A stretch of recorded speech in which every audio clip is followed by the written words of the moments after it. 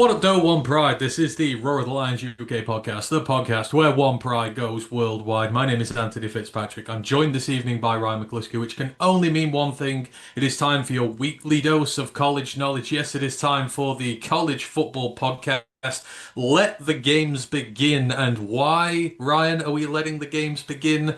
Because it is week zero, baby. College football is back Saturday. The big void that has been in our lives will soon be filled. May only be about 9 or 10 games, but god damn it, I don't care, right? Football is back, and we are grateful for that. Oh yeah, it's the best time of the year. It's everything. We've waited so long for this, and yeah, I will always be college football over the NFL. Yeah, it doesn't matter if I don't really have, like I say, a team that I die hard support. It's just more entertaining for me. There's more storylines. Yeah, and from like 12 p.m. on Saturday, I'm unavailable until 5, 6 a.m. on a Sunday, maybe. I'd say that everything I do will revolve around it. You will have to wait.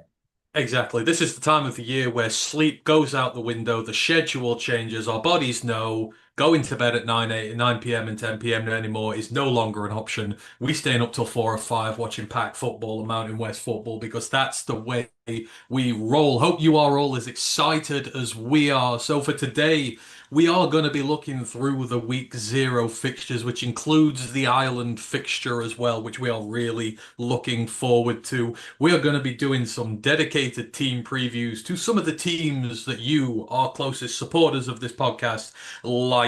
I do apologize in advance. I've tried to do as much as I can, but work and the 24-hour stream and everything has meant I've been very busy. So for some of the teams, I've gone super in depth. For some of them, we're going to do surface level stuff, but just appreciate the effort we've put into this. We're trying to do this for the love of you all, so we will do the best we can there.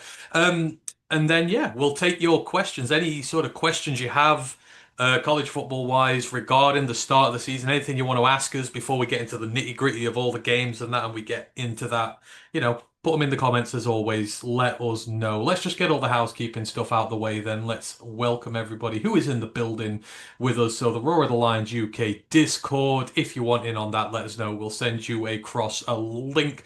And a part of that, in our Discord there, we have our college football pick watch, which is going to be starting again next week. If you want to predict college football results against me and Ryan, then do come in for that. It's good fun. There's about 9 or 10 of us in it so far, and this year we're determined to do better. So, bring your A game to us.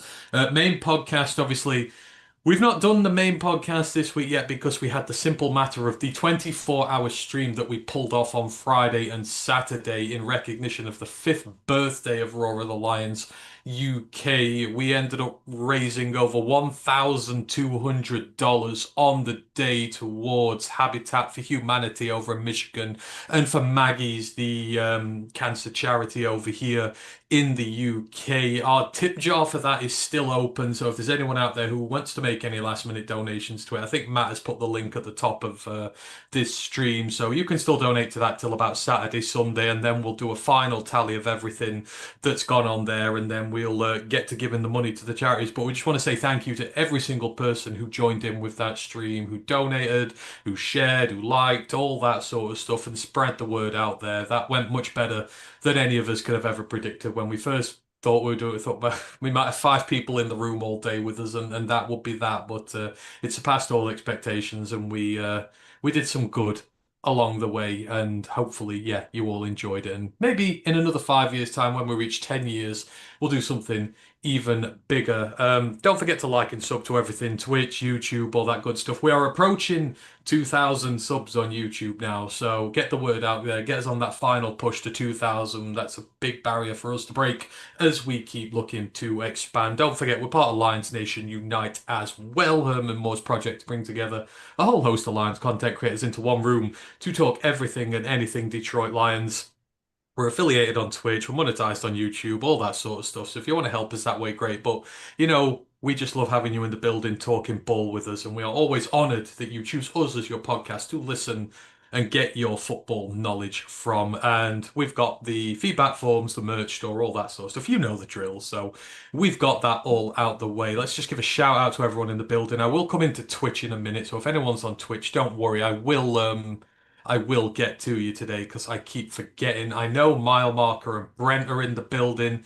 Mile Marker, hang on, let me just get that out the way. Mile Marker goes, excellent tape analysis for Ratledge, very informative, tells me what to watch for, thank you. Brent goes, agreed, Mile Marker, excellent Ratledge breakdown. Hey, appreciate you two guys. So yeah, during the live stream, we did rookie tape reviews for Ratledge, for Tylee Williams, and Isaac Teslar. We're putting them up individually because, if you didn't watch the whole streams, which is understandable, we're going to put them up to make it easier to find them. So I put my Ratledge one up yesterday, which seems to have been popular. He's a great player. Looking forward to seeing him going forward. But yeah, appreciate your feedback on that one. And then Tesla and Tylee Williams will go up a couple of days apart. We're just trying to space them out so each video gets its own breathing room there. Brett goes, apologies, buddy. Navy buddy recovering from another procedure and had a ton of family drama going on last week. So no, I'm the one that needs to pitch a tent next to a river. Yeah, indeed. Um, Marbach goes, for the love of the game, Anthony. Absolutely, for the love of the game. Brent goes, still available to donate till Sunday. I believe so. I think Matt's in there chatting with you all. So yeah, go for that. And yeah, the amount is about 1,100. Sorry. Anywho, let's just crack on with this. So we got a bit of news to go through today before we go down into the team previews and the week zero preview and all that good sort of stuff. And finally, after what feels like 2,000 years, Michigan, the Wolverines, Ryan, they have finally learned their fate from the NCAA in regards to the sign stealing saga that's been raging on now for what feels like forever. Just to put it into bullet points, they were found guilty of sign stealing with 56 instances of off-campus, in-person scouting missions covering 13 future opponents. And for those who don't know, in-person scouting of future opponents is banned by the NCAA. You can scout teams that are not on your schedule in the upcoming years, but you can't scout future opponents. They were also found guilty of impermissible recruiting inducements and communications, which in layman's terms means they were giving things to recruits that they were not allowed to induce them to come to the program, and they were also talking to them when they shouldn't have been. You are allowed so much communication with a recruit during the process, and yeah, they apparently went over on that. And they were very scathing in their review of Jim Harbaugh's lack of accountability when coaching the program and ensuring it was meeting the rules and regulations. So there is a big list of punishments here. I'll go through them as follows. I mean, at the end of the day, I'll just say it amounts to a slap on the wrist, nothing more. But they have 4 years on probation. So any more problems in the next 4 years, which given them probably will happen, they will be really, the sanctions will come in thick and fast. Financial penalties, a $50,000 fine, plus 10% of the budget for the football program in 2025-2026. A fine equivalent to the anticipated loss of all postseason competition revenue sharing associated with the 2025 and 2026 season. So basically any money they make from postseason football in the next 2 years, and a fine equivalent to the cost of 10% of the scholarships awarded in Michigan football's program for the 25-26 academic year. So all that scholarship money they get from their student athletes, 10% of that is going to the NCAA. Again, in layman's term, the expected financial loss is in the region of $30 million. That may increase if Michigan get to and perform well in the playoffs, which is unlikely, over the next 2 years. For reference, though, Michigan's athletic budget this year alone is expected to top $260 million, so over a quarter billion, and this fine is about 30 million there. In other things, they've got a 25% reduction of official recruiting visits for the upcoming college football season, which is odd given there is now an unlimited amount of official recruit visits allowed in college football. So anyone What is 25% of unlimited? Questions on answers on a postcard for me, please. They've got a 14-week probation of recruiting communications in the football program during the probation period. So, over the next 4 years, for basically just over 3 months of that 4 year period, they are not allowed to talk to recruits at all when they usually would be allowed to. Forgive me, I'm nearly there. Personal penalties. So the former head coach Jim Harbaugh has been subject to a 10-year show cause order restricting him from all athletically related activity, which means no college football program can hire him until they show cause as to why they should not be punished for doing so. Now, Jim Harbaugh is already serving a 4 year show cause order for a previous conviction, so the 10-year order does not start until 2028, meaning Jim Harbaugh will have to wait till 2038 until he can take a job in college football again. He will be nearly 76 years old at the time. Current head coach Sharon Moore is subject to a 2 year show cause order, but he'll be allowed to carry on in his head coaching role. He's going to serve a total suspension of 3 games, which will be week 3 and 4 of this year and week 1 of next year. Connor Stallions is subject to an 8 year show cause order in which he is restricted from all athletic related activity. He's never going to coach in college football again. And Denard Robinson, who was the AD at the time, he is also subject to a 3 year show cause order in which he is restricted from all athletically related activity. But he's probably not going to coach again very soon because Michigan dismissed him for an AUI. It's not a DUI, it was an AUI. I can't remember what it is, but it is to do with driving a car when you shouldn't be, and there was a big thing over that.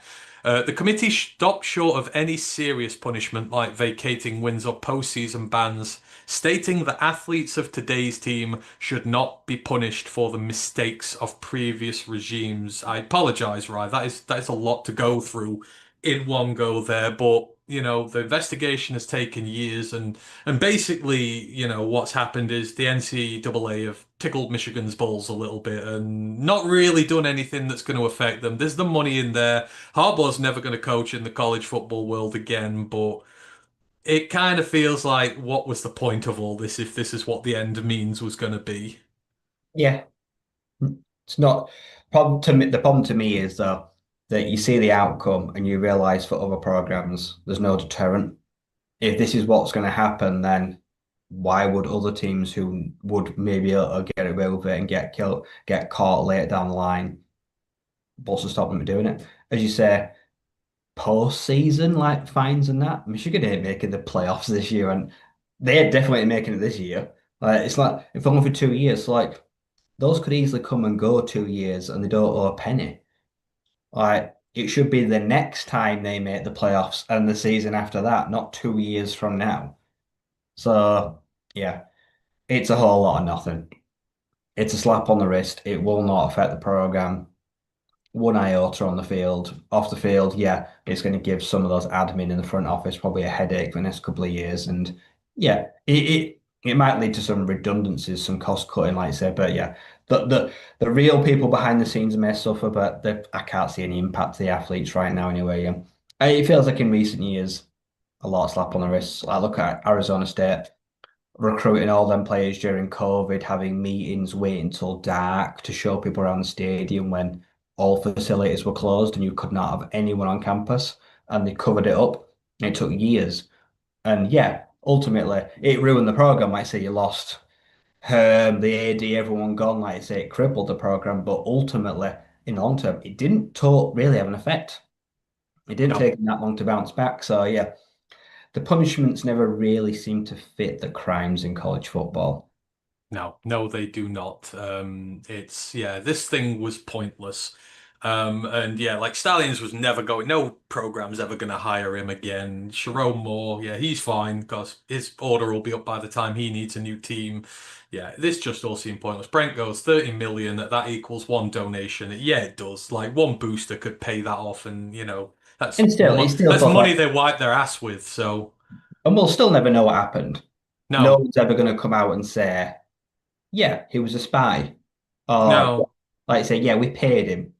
Yeah, all those tickets, all those, what was it, like Zelle transactions with the Yeah, Like it the was. foundation, like, so did people really gift him tickets or did he buy them in other people's names, hiding crowds?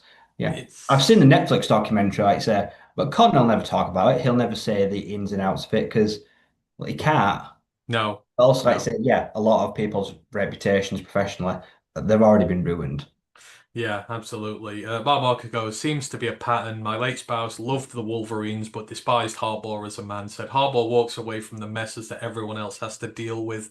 Does seem to be a thing. Obviously, he's going to be beloved forever in Ann Arbor because of the natty, but yeah, It this does won't be leave a long little until bit they of a next. They'll be give it a year, 18 months. There'll be a big scandal. Everyone yeah. forgot about it, so it won't really matter at the end. Well, Mark Marcus says you can't admit guilt because civil cases would follow, which is very true. Like that would open up a whole Pandora's box of things if he admitted to doing this properly. So this is all going to go hush I hush. think they'll just be glad it's over. Yeah, they will. Everyone can move on now. Michigan ain't really going to suffer from this. You know, they're recruiting like champions at the moment. They got their big five-star running back recruit, Savion Highter, and somebody is going to mess that up eventually. Savion Highter. Everyone's looking for the L in there, but yeah, they're recruiting like champions. They're doing well. It's not really going to matter. It's not going to affect their NIL. You know, people are going to go to Michigan even if they can't talk to them for a couple of weeks. So yeah, it is what it is. So yeah, that is everything. Michigan, that is over. So hopefully that is it for them now because they've been in the naughty books a few times in recent years. Just in terms of other bits of news, obviously this has been the week where a lot of quarterback battles have been decided. I've got a little list of the ones I've seen there recently for anyone who is interested. So in the Sun Belt down Louisiana. Former Ole Miss slash LSU quarterback Walker Howard is finally going to get his a chance at a starting gig in college football. He's going to make his debut against Rice on August the 30th. He was the number three dual threat QB recruit in the class of 2022 behind Cade Klubnik and Ty Simpson. And Ty Simpson's only just getting his shot this year, so he's getting his group of five opportunity there. Army, Brent, they announced Dwayne Coleman has won their starting job at quarterback. He's going to be their opening day starter against Tarleton State.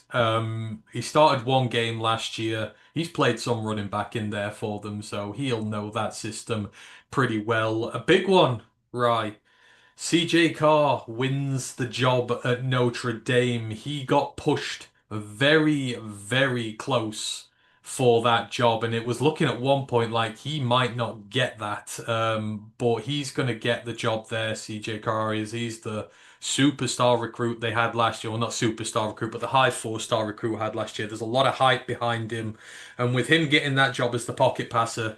Jeremiah Love, you said the shot there for the Heisman. That odd goes up because he ain't a dual threat like Riley. So Jeremiah's going to get all the rushing yards this year. But Notre Dame finally going with one of their guys and giving him the chance. You just hope that they give him a fair shot at the whip here because you're playing a ranked matchup week one. No pressure. You lose that. Your playoff chances hang by a thread. Like he's under a lot of pressure there, CJ Carr. Oh, he's on a very short leash. I think CJ and Kenny Minshew will swap at least once or twice this season. I think they're going to be desperate to emulate last season's success. And yeah, and that will mean making hasty decisions about, like, say, swapping quarterbacks quick, which I get it on like certain downs. I feel like there will be players where even in week one, you send Kenny out. Let's say on a 3rd and 1 or a 3rd and 2, you go out there, you call a QB keep or a QB running player. I expect Kenny to kind of, like, say, get those if it's not an obvious passing down. But yeah, it's certainly going to be a tenuous position. It could be one of those where you throw one bad interception in an important game with 1 quarter left, and yeah, you could be sat on the bench. Absolutely. And then another interesting one, Stanford. We've got another Backmeyer at quarterback in college football now after Hank's 12,000 yard career over various stops. His younger brother Bear is going to get the starting job at Stanford, whilst his brother Tiger is running routes for him in the wide They're not receiver corps. BYU. But did I say It's did I say Stanford. Stanford? They're Stanford Comets, BYU. is naming Bear Backmeyer their new A starting QB quarterback. that They've wears come over from 47. Stanford. So he was so I read on this, he's a linebacker in another life. And when he changed from linebacker to quarterback, he wanted to take his linebacker number with him because it meant everything to him. So apparently that's why. But yeah, we've got another Backmeyer starting under center. Yep, one under center. One, there's three. There's Bear, there's Tiger. He's also there as well. Tigers the receiver there. I don't know about the Yeah. third There's one. a third one in there as well. I think they're all there, yeah. Like, yeah, they just love college football and they love fun names as well. Those parents had fun when it came to naming them. But yeah, it's big shoes to fill. Because if Jake Retzlaff was not gone, it would have been his job. I'd imagine he would have just been a shoe in to take it. So with one of the better defenses in the Big 12, it's going to be interesting to see what he can do. Because last season, like I say, they came up real strong until they met ASU and then it kind of just derailed. They didn't expect to be in the Big 12 title picture. So there's a lot of pressure on the young man.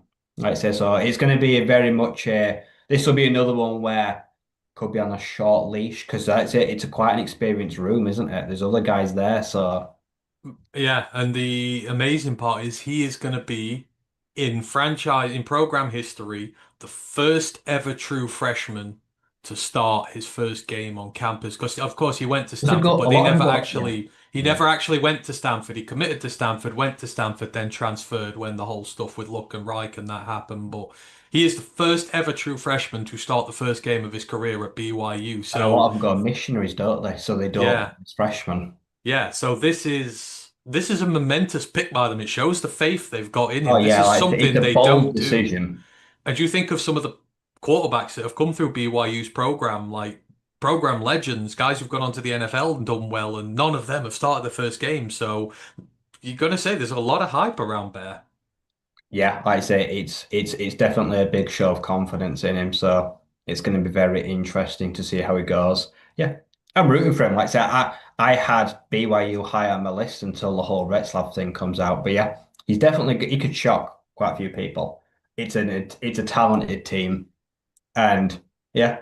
And it bodes well. So yeah, it'll be interesting to see behind him. So if you look behind him, you've got McKay Hillstead via Utah State, Trayson Borgier, the brother of Trenton that was at ASU. Yeah, Hmm. Tiger projects as a rotation receiver.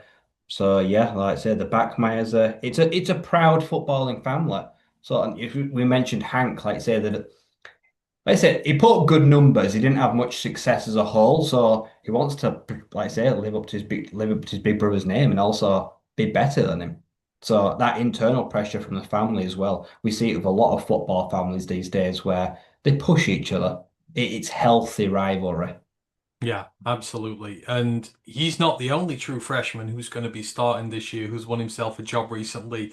Cal, they have gone down the true freshman route. So Oregon, it's a transfer from a guy who went to a program, left, and I'm going to butcher this name, but Jaron Kia Saga Polutalili. I will get that right. I'm good with my names. But Jaron Sagapolutili, he is going to be starting quarterback one there for them. Obviously, he apparently was never going to beat Dante Moore out for the Oregon job. Went to Cal, and he beat out Devin Brown, the former Ohio State signal caller, who there was a lot of hype about him once upon a time.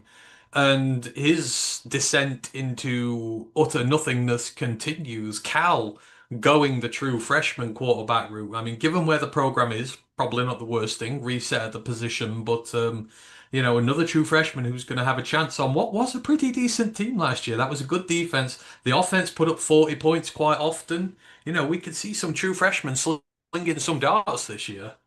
Yeah, like I say, another team where Cal have just been so unlucky not been able to keep any of their talent in recent years. All the best players that have done well there have decided to hit the portal. The team has ultimately suffered for it, but a great opportunity. Like I say, it's a program, like I say, that yeah, the only way is up right now for the Golden Bears. And yeah, it's a good opportunity for him to make a name for himself and like show what he can do. And then yeah, build on it from there. So it'll be very interesting to see how he does. Yep, absolutely, he will. And then just to finish off the news, unfortunate couple of injuries to hit just before the season Oh wow, did has you see UCLA started. announce their starter? It's not Mm, Nico. what? When did that happen? 6 hours ago, Luke Duncan will start, not Nico Amalieva. Oh Wow, he wow. transferred there. He's been benched already. Oh wow. I didn't Sophomore actually know Luke that. I've Duncan not. will start for the Bruins in week one. So is he a homegrown prospect for them, or Yeah, is he? sophomore, so must have been the backup last year. Wow, that is bad. That's Wow. yeah, that's a worrying look. Wow. God, and I had him to win the Heisman last year. Jesus. So yeah, breaking news. Apparently, Nico Iamaleava is not starting for UCLA next year. Whether Oh they're just wait, gonna. no three spots. Oh wait, now I think I've been had. Oh, have you been had? They All pretended right. to Well, get one's unbreaking free. news. Unbreaking news. Maybe we haven't. We'll check. Well, Oliver Hodgkinson says that Missouri will play Bo Pribula and Sam Horn in the first game, so they've not committed to Bo. Ah, That's so interesting what I say because Missouri's, yeah, there's a lot of questions about Missouri right now, but yeah, they will have a battle on the day, it appears. that is a shock. I'd have thought Bo Pribula would have started there. So okay, the Missouri job at UCLA. Okay, disregard that stuff about UCLA. But Bo Pribula has not got the starting job there. Just in terms of injuries, a massive injury for Texas Tech. Quinton Joyner done for the year, tore his ACL, like one of the high profile signings there. He's done, which is sad, but I'm pretty sure their running back room is all right after him. But then for Michigan as well, their prized five-star tackle recruit, and I just need to quickly find this. So it's Andrew Babalola. He is feared to have suffered a season-ending knee injury. He was a top 10 overall recruit and was expected to be a starter on that line this year. I'm not sure if he was going to get the left tackle gig, but that's a really big loss for Michigan just before the season. But Joyner, that's a shame. You kind of want to see Texas Tech and what that superstar team can do healthy this year, and that's a big loss for them, especially no Taj Brooks there this year. He was going to be the guy. Yeah, like I say, Joyner. He was good at USC, but he never was able to reach his potential because it never felt like a program that was like his. And then he was going to come in where the Texas Tech great offensive line. Like I said, Taj Boyd has some stellar numbers in recent years. Like I said, they were really good at creating opportunities for him. And I thought great fit out of the portal, like I say, come in and take a lot of those carries. But yeah, it's terrible for him. And now yeah, it's a lot of guys that'll be by committee that just had a couple of 100 yards each last season. So it'd be Mm, interesting to see how they work out that rotation. But yeah, someone's going to get a chance to take a big old job, like I say, because Baron Morton, he's going to need help because I already know they're going to want to drop back and pass. They're going to need an outlet in the running game because they could get one-dimensional quickly if not. And that's, yeah, I don't want to see that. yeah, absolutely.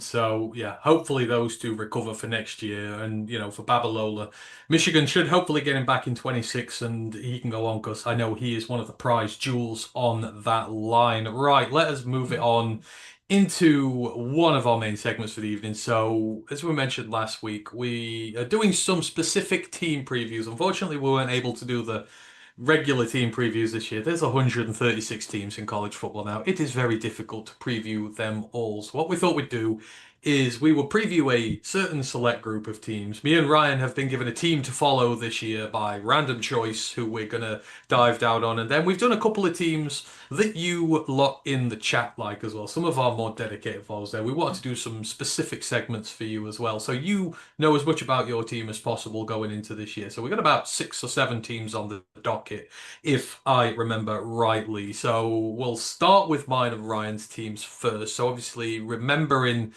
the teams we were given, Ryan will be following the UCF Knights this year. I will be following the South Carolina Gamecocks, and I feel like I did got a good one with that. So just for spontaneity in here, I'll just for news, I'm just going to put in the chat when we're talking about a certain team, so you kind of know where we're at and who we're chatting about if you're doing the live replay. So we're going to start off with my South Carolina Gamecocks, and I've kind of done this in the style where the ones I've done in the past, tried to be in depth about it. So we're gonna get through this one. So South Carolina, this will be the first time I've ever done one because we've never got round to the Power Five before. So the Gamecocks, established 1892, play at the Williams-Brice Stadium in Columbia, South Carolina, and their major rivalry with Clemson, as we all know, it's the Palmetto Bowl. And actually, reading up on this goes back years. It is one of the most heated rivalries in all of college football between the two biggest schools in the state of South Carolina.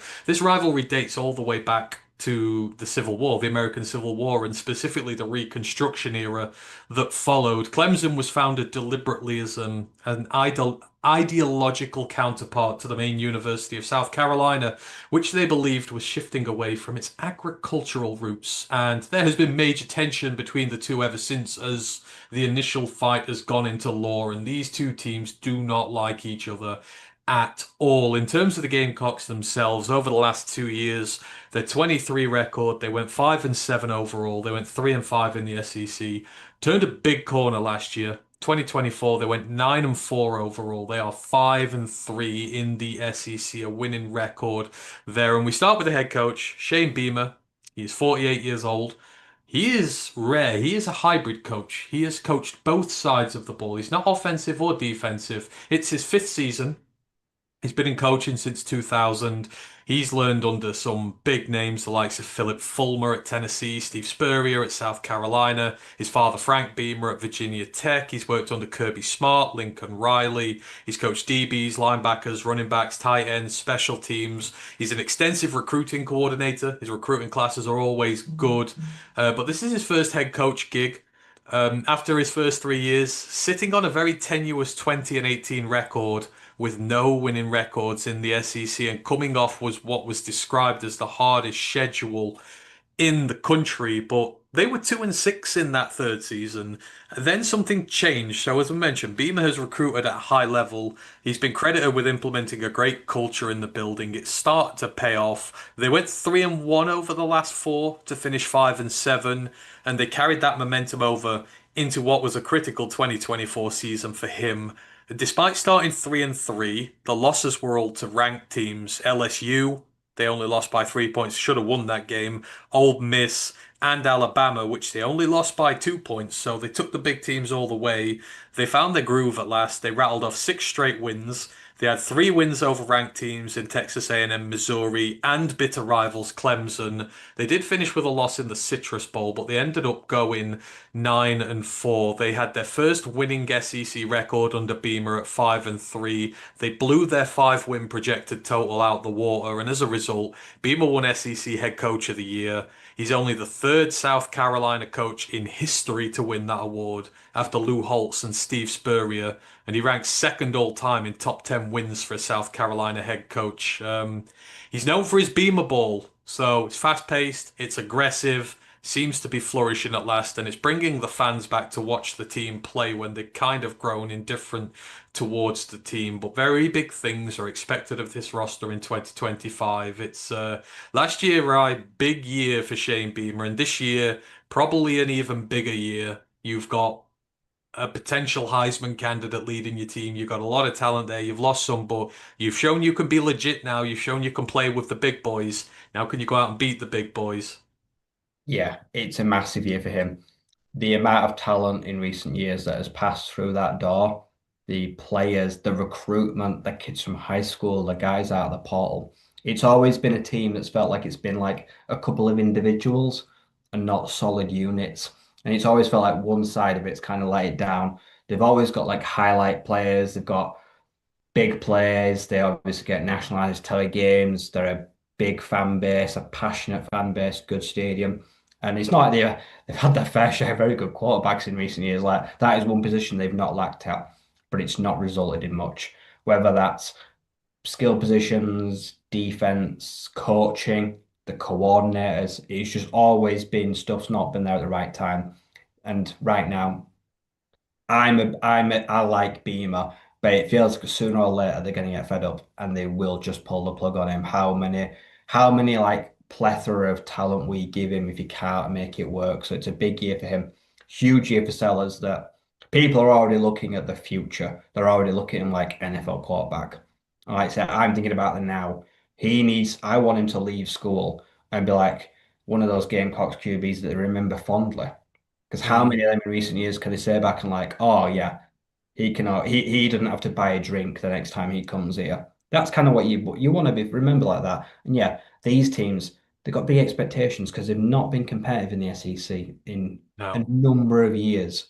And at no, some point that's got to change. If it doesn't change, well, they will be making a change and it will be exactly. at the head coach position. Because ultimately, no matter how things go well on and off the pitch, it's you who Shane will pay the price Yeah. ultimately. He will, absolutely. In terms of the draft history of the team, 2025 draft was fruitful for them. Safety Nick Amon-Ware, defensive tackle TJ Sanders, linebacker Demetrius Knight, defensive end Kyle Kennard, who won the Bronco Nagurski, defensive tackle Tonka Hemingway. All were drafted, and there were loads of UDFAs who've made it onto NFL rosters as well. The last time Detroit drafted someone from South Carolina, 2015, number 240. Offensive tackle Corey Robinson had 3 foot injuries in a row and then retired from the NFL. Who'd have thunk the Lions draft injured players? Who knew it? In terms of their 24 results, the wins were against Old Dominion, Kentucky, Akron, Oklahoma, Texas A&M, Vanderbilt, Missouri, Wofford, and at Clemson. The losses, as I say, to LSU, Ole Miss, Alabama, and then the Citrus Bowl against Illinois. So, no bad losses on there. In terms of their rankings, they were 45th in total offense and they were 16th in total defense. That defense was a monster last year. They were 47th in scoring offense, going over 30 points per game, and the scoring defense was 12th in the nation, 18 points per game they gave up. In terms of balance, rushing offense was 35th. They got 26 touchdowns on the ground. Passing offense was 75th. They got 21 touchdowns through the air. Rushing defense was 18th in the nation, one of the best units. Passing defense was 44th, so quite well split there. In terms of sacks, they were 6th in the nation with 41 sacks. Tackles for loss, they were 28th in the nation with 87. But sacks allowed, they were 120th with 41 given up. And tackles for loss allowed, they were 124th with 96 given up. And in turnover margin, they were 47th. They gained 24 turnovers, but they lost 21 turnovers. And there's a story to be had there, Ryan. Offense. Top 50 offense, top 20 defense, just the right balance you kind of want there.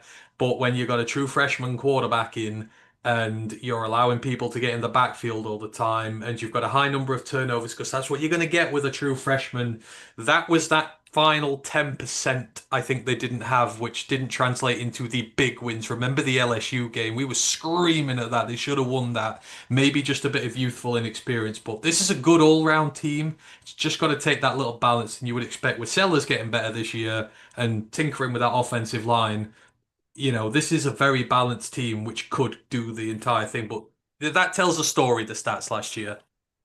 Yeah, stats usually don't define a team, but they did this one. As you say, for everything they were good at, it was glaringly obvious what they weren't good at. And in the big games where you needed those big negative plays to be generated, they just couldn't muster them.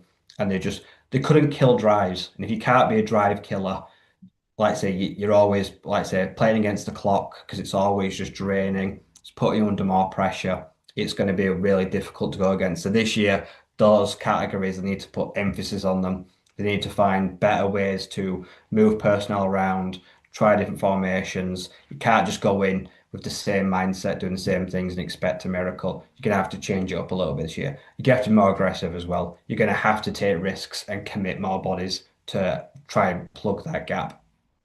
Yeah, absolutely, they do. So, how do they stack up for 2025? The quarterback, we know him very well. Lenoris Sellers, 6'3", 240 pounds. He is a big human being. This will be his second season as a starter. He is the reigning SEC Freshman of the Year, and he's also a freshman All-American. I believe he's also a regular All-American as well, a third teamer. So I'd say the redshirt freshman started last season. He was barely able to complete a pass against Old Dominion as they scraped to a 4-point win at home against their group of five opponents. He finished the season making critical plays in Death Valley as South Carolina beat their bitter rivals Clemson on their own turf. It's just the second win the Gamecocks have had over the Tigers in the last 10 years. It is not easy to go there and win. And this was the meteoric rise that Sellers underwent last season. As I say, last year the team went 3-3. He had to eat over 40 sacks during the course of the season. And the really funny part of this, Clemson have indirectly contributed to him being at South Carolina. He was originally committed to Syracuse when Dino Babers was there, but there was this game. I think Syracuse was 6-0 in the season. They were playing Clemson. They were double digits up over them in the fourth quarter, but the Tigers had this big come from behind win against the Orange. And what happened as a result of that? The contract extension that was getting ready for Dino Babers was delayed because he was out of contract at the end of the year and there was uncertainty about over where he'd come back or not. And the Tigers beating the Orange meant that they didn't give him a contract. Lenoris Sellers decided, I'm not going there because I don't think the coach is going to be there. And instead, he ended up in South Carolina. So Clemson might be kicking themselves for that one, but he is a big time dual threat quarterback who is only just beginning to scratch his potential with just 1 year as a starter. So he threw for 2,520 yards at 65% completion, which for a true freshman is bloody high, with 18 touchdowns and 7 interceptions. He added 852 yards, over 6 yards per carry on the ground with 7 touchdowns. He did have 11 fumbles, but as we always mention, turnover issues for freshman starters are very common and they generally go away as they get older and more experienced. He's built to be able to handle a lot of contact with his 240-pound frame. He is a great deep ball thrower and he possesses the ground ability to keep himself mobile in the pocket to escape pressure and be a 1,000-yard rusher. South Carolina need to protect him better this year and allow him to develop in the pocket. He's very accurate. He's clearly a born passer, and he needs to continue developing those skills to make sure he doesn't become a run-first threat quarterback, but instead a passing threat with legit rushing to accompany. There is no doubt, Rye, he is one of the most interesting prospects, one of the most exciting prospects at quarterback, and I think people just need to everyone's blowing him up to the moon, saying he's going to be number one. I think people just need to let him develop, let him be a rookie, let him develop. He's still very green. He's still got a long way to go, and he might have issues this year, but there's no doubt he's as talented as they come. And South Carolina might have one of the best quarterbacks there. They have no issues at their QB position this year.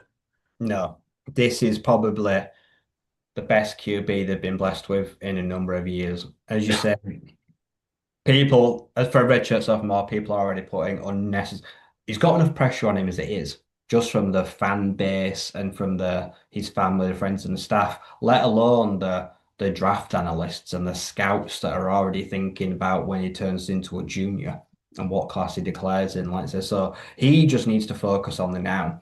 If at any point he takes the eye off the prize and starts thinking about what he's going to do when he goes pro, then it's already game over. He's already distracted. So he needs to stay off social media if he can. I'd be muting Twitter this week, deleting the apps. He just needs to, let's say, lock in this year. And if he does deliver on how good he is, then the draft, yeah, going first overall will probably look after itself. He needs to make sure that the Gamecocks in 6 months' time are in the playoffs. Hmm. If he gets them there, then yeah, he'll go down in history. Like I say, he'll be remembered. Like I say, he'll be one of those guys they always look back on and think, yeah, those were the good old times. Yeah, because we've seen it in recent years where big times we saw Spencer Rattler. He Mhm. came, didn't he, with the same amount of hype. Everyone was going like, oh my God, like the Lions could take him, like says, like top three, top four quarterback that will link to him.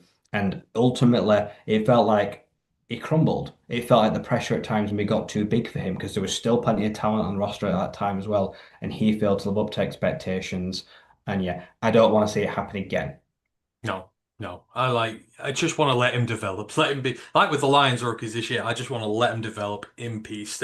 He might have a bad game and the entire national press will just write him off and be done with him. And it's like, stop being so dramatic. These guys are going to have ups and downs, but there's no doubt he's talented as is. And if he develops in even part of this potential he has, he's going to be a very high level draft pick. But yeah, South Carolina at the quarterback position look great in terms of their offense in general.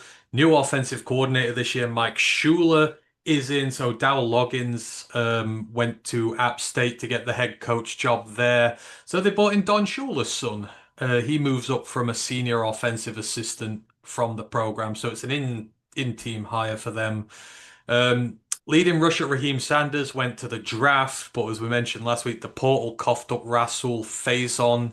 He's rushed for 1,900 yards and 13 touchdowns the last 2 years at Utah State. He's going to be a great running back one for this team. They also bought in Isaiah Augustave from Colorado. He had 500 yards on that Buffalo's team last year. They got Oscar Adaway, who's a really good running back they've developed in-house. So the running back room is healthy. The receiver room is where the issues. Nick Harbour, this all depends on him and how he does this year. He could be the wide receiver one who breaks out and has a magical year. He is the most athletic football player in the nation. He had 400 yards and 3 touchdowns last year. They're waiting for him to get where he needs to. He's backed by Jared Brown, Mazio, Bennett, and Vandrevius Jacobs, who were all in the rotation last year. But after them, it's entirely true freshmen from the new recruiting class. There's like 7 of them. So bona fide production is missing, but candidates to produce are available. I think a lot depends on Harbour. The leading tight end Joshua Simon went to the draft, but they're covered there. Michael Smith was a high 4-star recruit last year. He's 6'6", 248 pounds, played 7 games in his true freshman year. There's a lot of hype around him. Expect him to be best friend to Sellers this year. They also got a blocking specialist, Jordan Dingle from Kentucky. He was a starting blocking tight end there for Kentucky, so it's a very healthy room. The offensive line, which was the problem last year. Now you figure with sometimes these lines when they're really bad, they're either just bad players or they're very young. There's 2 starters returning this year on this team. So the left tackle Josiah Thompson, he was a true freshman starter last year at left tackle, and right tackle Kason Henry was a first year starting redshirt sophomore. So both their tackles were new to the positions. Their projected right guard Trovon Bohr, he started as a true freshman for the program in 23 before working special teams last year, but he gets his job back now. So he's an in-house one who's got a year starting. So they've technically got 3 starters back in on this line there. Then you've got 2 transfers to round it out. So the center, they've bought in Bo Stanley from Troy. He was their starting center last year. Before that, he was at the Georgia Military Institute. And then Neil Sharp, they bought him from Wake Forest. He was the starting right guard for the Demon Deacons last year. But the interesting thing, none of the 5 have more than 1 year starting at the FBS level. But they are young and they are experienced, so it just remains to be seen which way it goes. They also transferred in Incarnate Word starting centre Nolan Hay and Western Kentucky starting right guard Rodney Newsom. So there is depth to the room if it is needed. I mean, overall, it's in quite a healthy spot. The running back room there to help Sellers.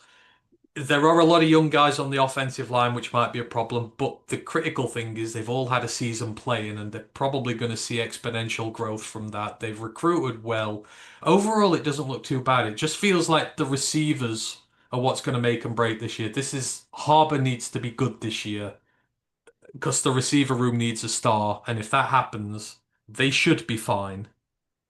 Yeah, it's ultimately going to come down to skill positions because one of their best players last year was the tight end Joshua Simons, Simon. and he's gone now. He went pro, and he was a really reliable target for Sellers. I saw him have some big games, like especially in like their bowl game. And Nick, yeah, we've mentioned him in previous podcasts. Very Marmite. Like say he's one of the best athletes in NCAA in collegiate sports. He's one of the most athletic guys on that side of the pond in any sport. And yeah, he had a good year last year. He finally starting to look like he's going to make some progress and potentially be that. that potential star wide receiver. But it's been a journey. It's been up and downs. But this year, I mean, there's going to be no excuses. There's going to be nowhere to hide from him. He is going to have to prove he is a true SEC wide receiver one, and he will have to be that reliable go-to target. And yeah, the rest of him behind him, I'd say a lot of fresh faces, a lot of guys that are new, like I say, or new to the program or new to this level of football. Can't have too much expectations on them. He's going to have to lead from the front and show that he's the veteran now in the room. So yeah, if he struggles, then the whole team might struggle if no one else behind him is able to step up. Yeah. So it's all about the receivers here for me, and the line. It's young, but I think it will do better this year. In terms of defense, defensive coordinator is Clayton White. He's been there 5 years. He was under a lot of pressure last year. This defense hadn't really been good for a while, but he switched his system last year. They usually play 4-2-5. They played a flex nickel last year, which allows him to switch between a 3 or 4 man front, but it keeps five DBs on the field, which he likes to do, and it worked wonders. They had a whole bunch of turnovers, constant QB pressure, only 2 games where they gave up over 27 points.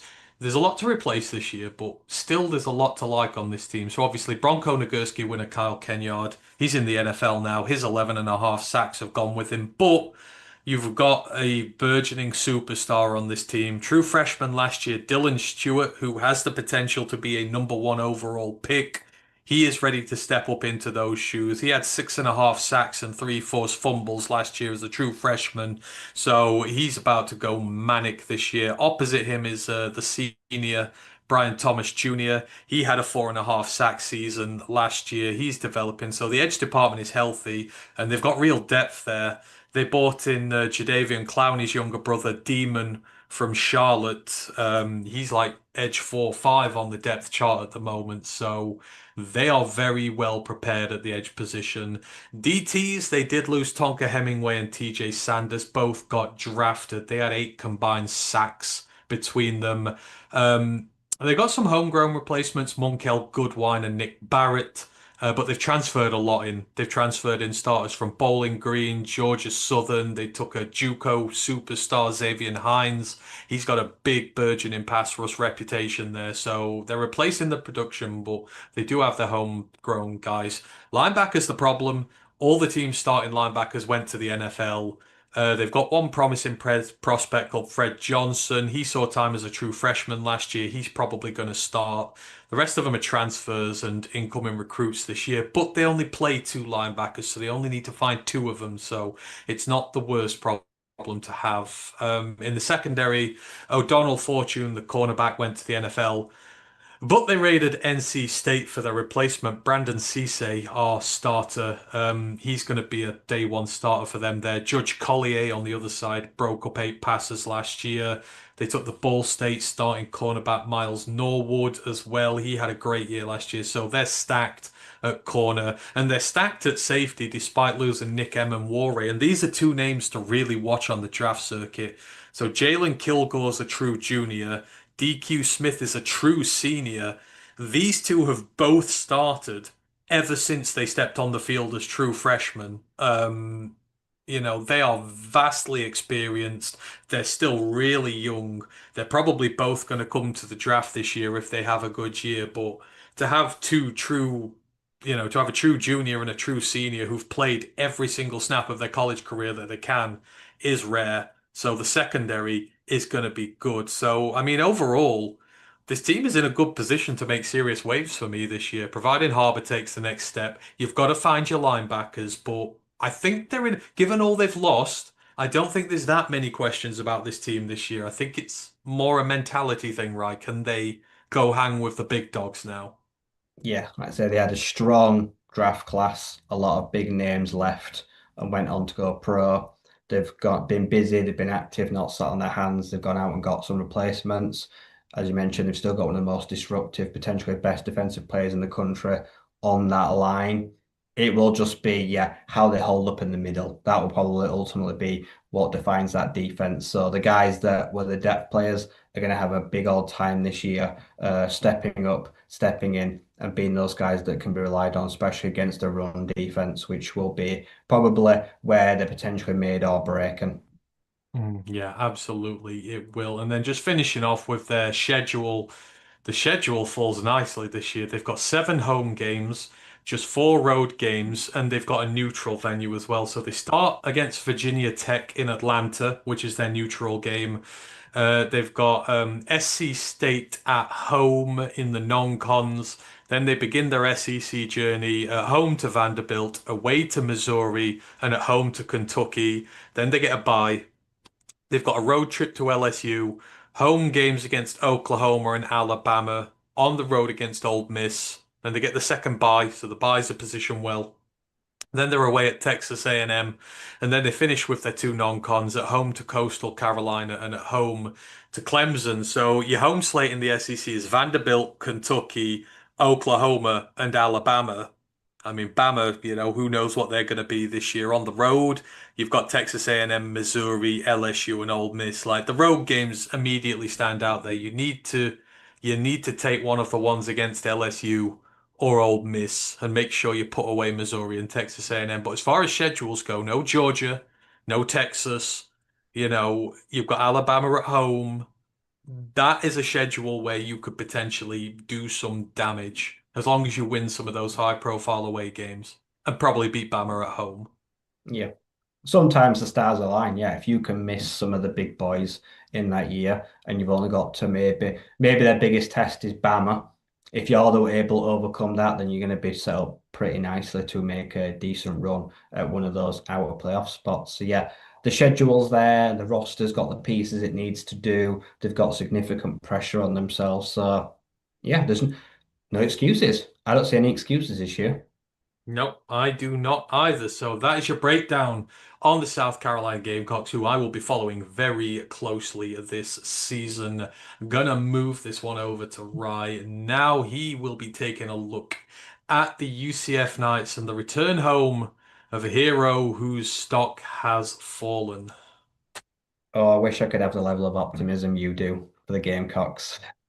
So, University of Central Florida Knights, they've been in the Big 12 since 2023. They were previously in the AAC from 23 to 2012, CUSA 2005, 2012, and 2002 to 04, they were in the MAC. They play at the Aquashore Bounce House. I like that new sponsor. It's fun. In Orlando, Florida, 45,000. They've got historic 6-9 bowl record. Their current head coach is a 50-year-old Scott Frost. His overall head coaching record is 35-38. Their current offensive coordinator is Steve Cooper. No, not the guy that used to manage Nottingham Forest. This guy is the former Boise State offensive analyst from 2023, which had a pretty big unit. So he was helping on one of the best offenses in the nation. He was hired in December 2024.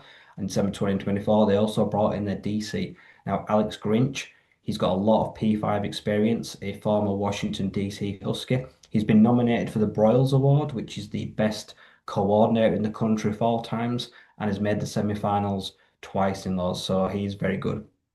So the last 5 years. So the Gus Malzahn period was not good. It was not kind.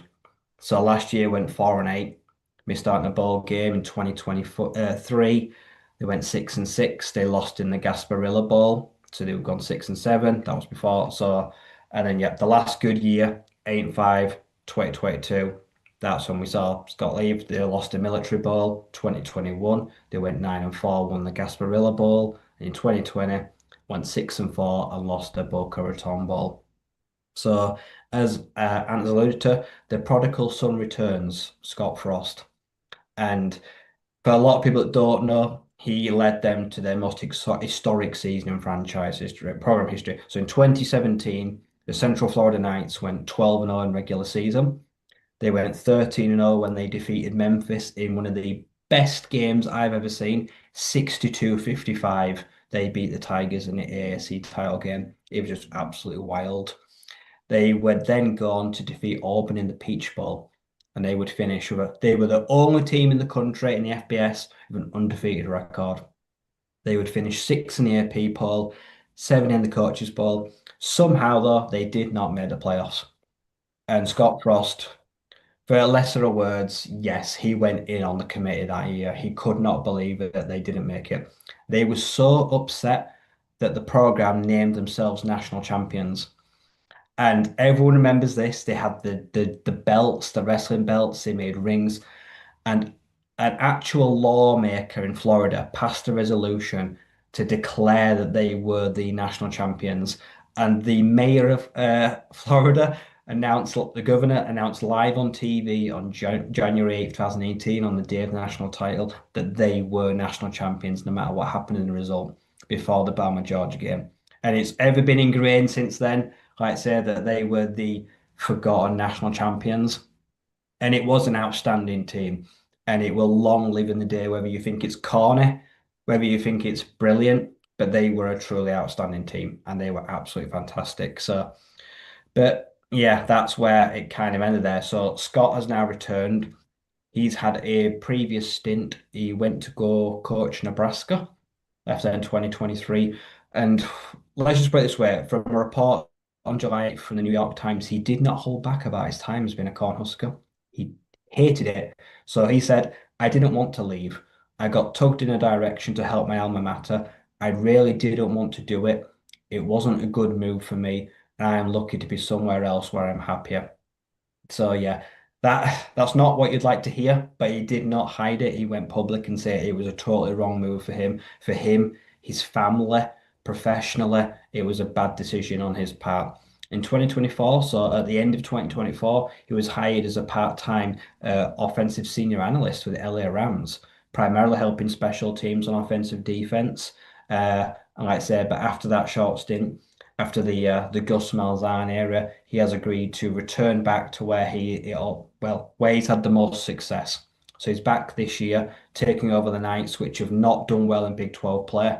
They have not adjusted to life accordingly very well. QB situation. So number one, what does he need to fix? He's got to just replace one of the best players in football over the last 2 years in RJ Harvey, who accounted for 3,400 yards and 45 total touchdowns. Like I said, he didn't even see the best of him because by the time he'd left and now he's returned, he's gone. And that's the big thing because we've seen quarterbacks really struggle in recent years.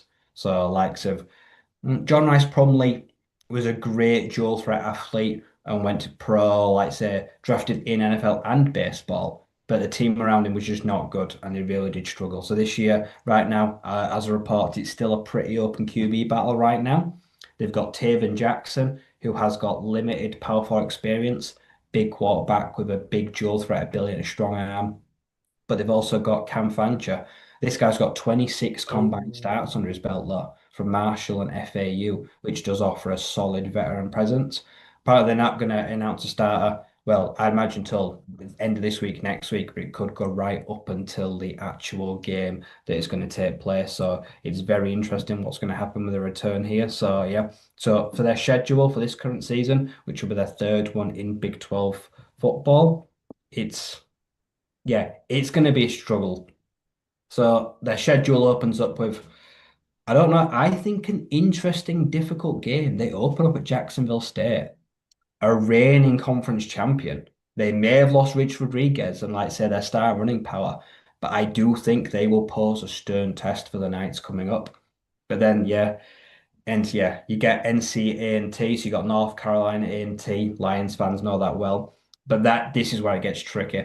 You've then got to roll off fixtures against the Tar Heels.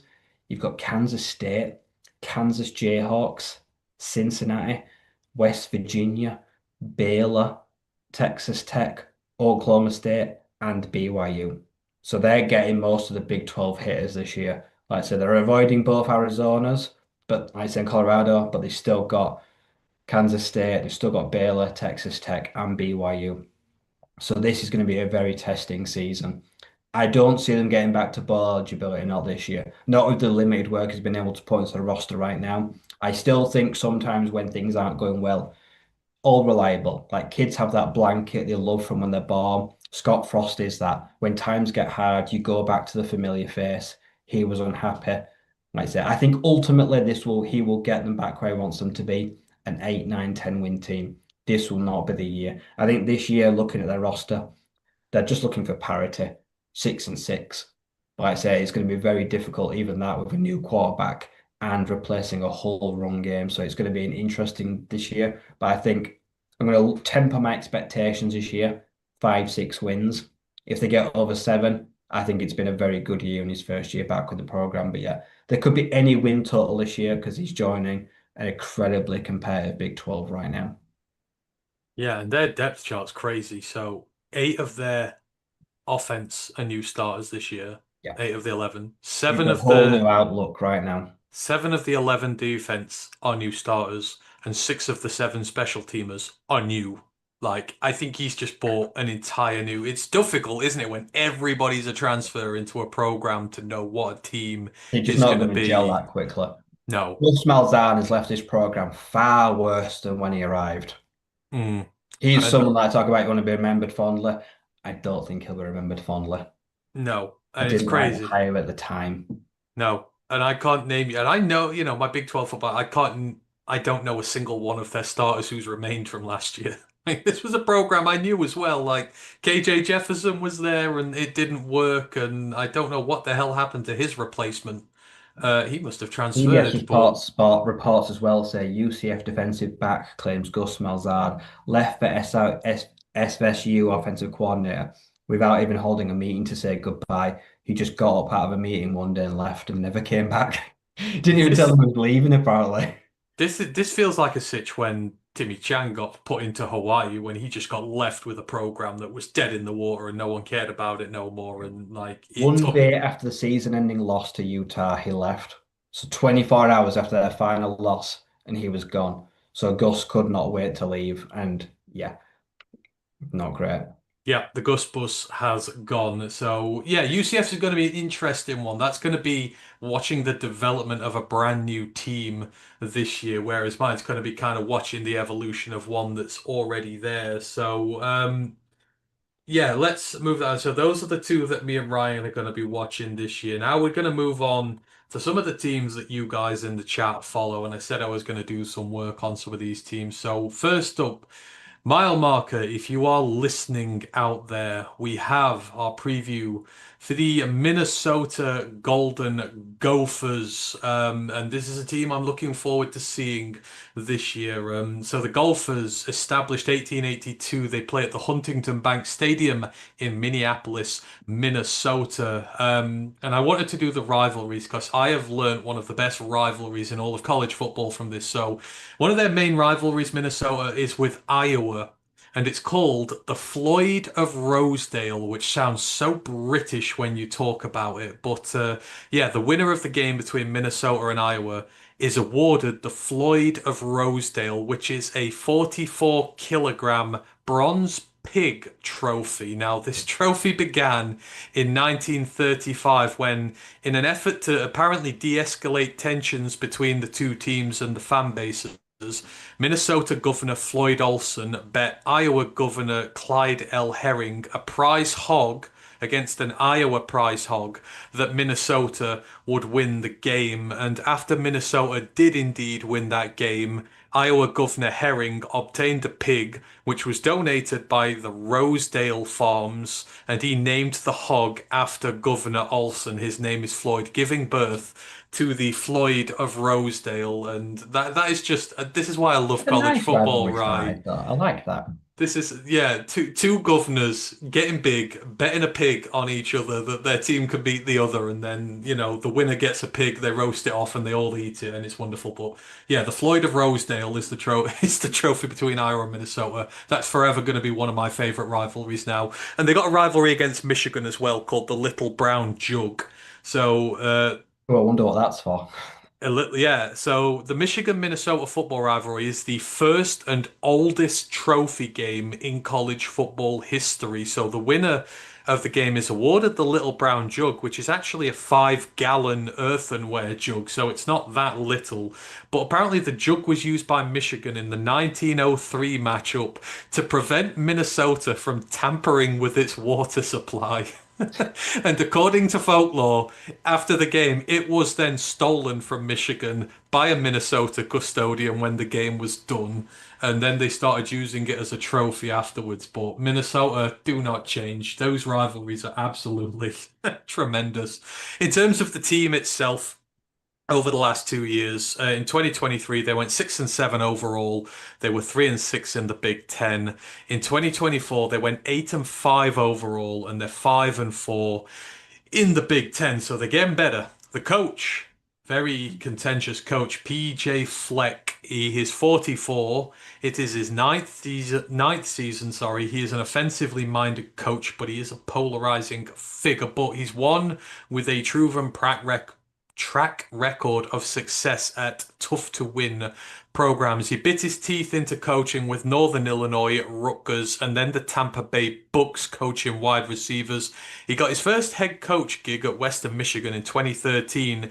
Aged just 32, he became the youngest head coach in the FBS, and he became the first FBS head coach to be born in the 1980s, hence how young he was. His first year was an absolute disaster.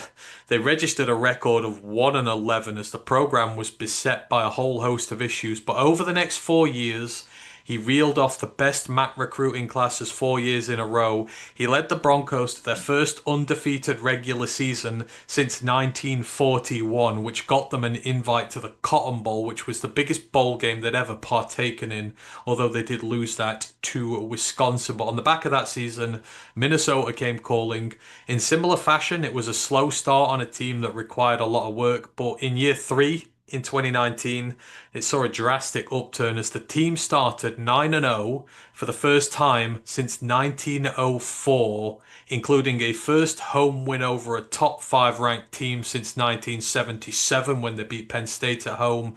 And although they stuttered at the end a bit, they reached double-digit wins for the first time since 1904, and their eventual 11-win tally was also the best since 1904. They finished ranked 10th in the AP polls, which was their highest end of season ranking since 1962. Now, he's not struggled, but he's not reached the same heights since then. He's 58-39 overall. He's got a 34-36 record in the Big Ten, so slightly below 500. Although 3 of the last 4 years he has a winning Big Ten record. If they've become more consistent in the division and they're harder to beat, and they're 6-for-6 in bowl games. He's won every bowl game he's ever had there, and it's tough because Minneapolis, notoriously tough recruiting ground. It's a major city which is a four-sport city, and they love hockey up in Minnesota. So in general, it's tough to recruit out of. And in the NIL era, the Gophers don't have the spending power that a lot of the rest of the Big Ten have to keep top talent. It's incredibly tough there. So really, I think he's doing a good job. I think the issue is he's quite highly paid, and Gophers fans want more than mediocrity, so you feel a reckoning is coming. His mantra in life that he uses in football is row the boat. It's built on the experience of the death of one of his sons shortly after he was born. It's, you can either pick up your oars and fight on or loose them and give up. His teams are built on this fighting mentality of always moving forward. He's a proponent of death by RPO. He'll look to dominate you through the run game. Although last year with Max Brosmer, he did adapt a quicker passing concept, which in recent years you've not seen in his offense. But there is, PJ Fleck is a very polarizing character, right, let's say, but you have to look at the job he's in, the area of the country he's in. It's tough to recruit. The Big Ten is tough. It's tough football. The record is not sparkling, but it kind of feels like, and I liken this, and the Americans won't get this, but he's like what David Moyes was to Everton, a middling program who always did probably better than they should do, with a good manager who was always capped by a ceiling that he couldn't break because of the limits of what he could use. And then when he left, they've never reached those heights again since. I kind of like him as a head coach, and you see the draft talent come out of that team, but Minnesota do want a big season out of him, and he's probably going to need one at some point soon. But he's got a talented team here. Maybe this is it. But I don't know. I like PJ Fleck. What about you? I think he fits what they've been trying to do in recent years very well. As you say, David Moyes, he's Mark Hughes at Stoke, he's Sam Allardyce, he's people won't know what I mean, but just a safe pair of hands. They very rarely, the Golden Gophers, you go back most years, they very rarely blown out. They're pretty much always in games. Maybe they lose steam right at the end, but it's very rare that they're on the end of an ass kicking. and they're really tough to beat. They play a physical brand of football. They run the ball well. They've always done very well. They've got physical defense. They do all the basics very well. It's a good fan base. They're a good team to watch. They're a consistent program, but they're consistently middle of the road. And it's one of those where a lot of talent has passed through the doors. Has it been used to its full potential? Probably not, no. A lot of players have gone on to have lots of success individually as a pro, but when they were there, they struggled to make an impact. Yeah. It's one of those where it'd be very easy to get rid of him, like I say, and try something new, but you might not like what happens. You may think like, oh, can we come back? And then I think about if he was at a bigger school with a bigger budget with, like, say, strong NIL pull and boosters, what could he achieve? Like I say, because he does the fundamentals well, he wants to run the ball, he seems quite that worth, quite respected. Like I say, maybe he does deserve a shot at one of those bigger schools, but I don't think he'd take it. I No. think he's happy with what he's doing here. He's someone that, unless it goes drastically wrong, it just feels like forever and a day he'll be under no issue with job security. No, no. I think as long as you've maintained consistency, and then maybe you can have an Indiana like 1 year when you've shown it can be done, He's and only maybe that'll put 44 as pressure well. on Been him. around forever, but when you're talking head coaches, he's He's still still very young. young.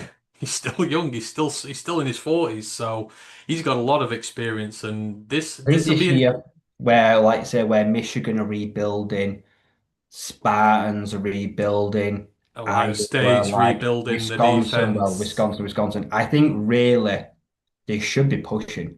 This could I think they need to capitalize on. You've got Oregon, you've got Ohio State, you've got Penn State, and then it's a bit of a free for all behind Indiana. I think yeah, Minnesota need to be looking to fill that gap. yeah, yeah. We'll They see need to the capitalize schedule. this year.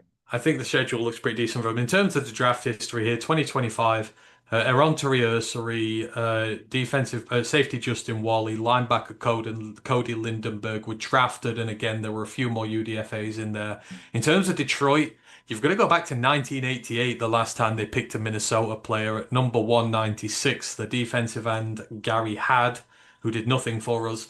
Perhaps the most recognizable Detroit pick from Minnesota, and you're going to go back a long time here, the tight end Charlie Sanders in 1968. He was a three-time All-Pro, seven-time Pro Bowler. He's in the Detroit Lions all-time team, but Detroit do not pick out of Minnesota often. The wins last year came against Rhode Island, Nevada, number 11 USC, at UCLA, versus Maryland, at number 24 Illinois, at Wisconsin, and they beat Virginia Tech in the Mayo Bowl. The losses came at home to UNC, at home to Iowa, away at 12 Michigan, away at Rutgers, and verse 4 Penn State. So just some annoying losses in there, but some good teams did beat them as well. In terms of their rankings, their total offense, they were 107th in the nation. Their total defense, they were fifth. Go figure what problem they had in their team last year. In terms of the scoring offense, they were 80th, so the offense didn't get a lot, but they maximized what they had with it. Scoring defense was ninth. They gave up less than 17 points per game last year, so even though they were only scoring 26 points a game, they were still winning games by more than a touchdown. The rushing offense was 109th. We're just not used to seeing that from them. The passing offense was 76th. The Russian defense was 12th, the passing defense was 10th, so they were both great.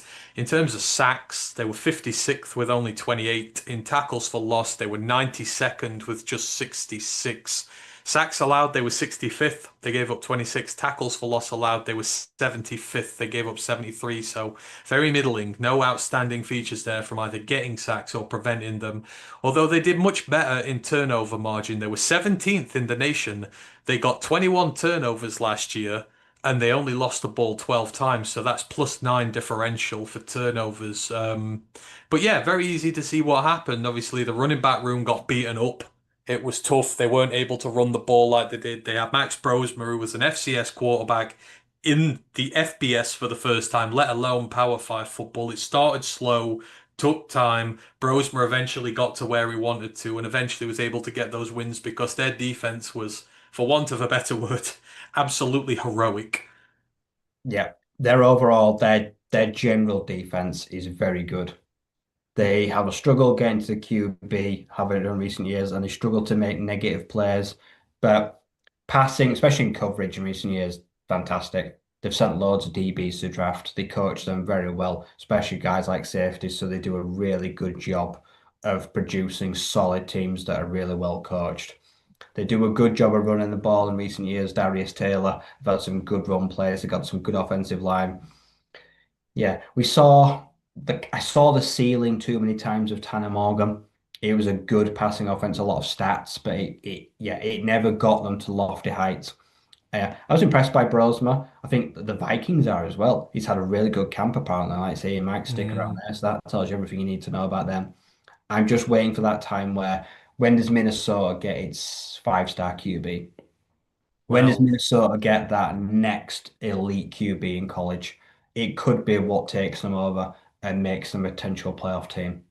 Well, that's an absolutely wonderful segue into the next segment, which is their 2025 season preview. How are things looking for the Gophers?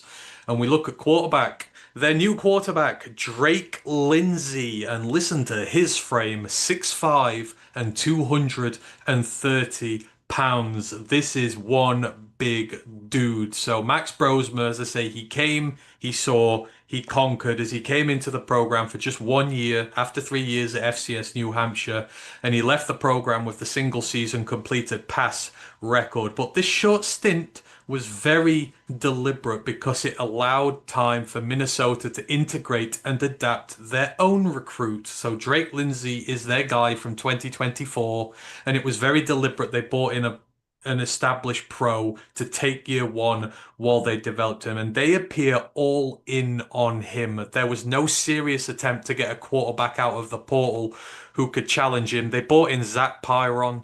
He's a fucking part-timer, man. He beat him out in about 2 weeks and he transferred away again.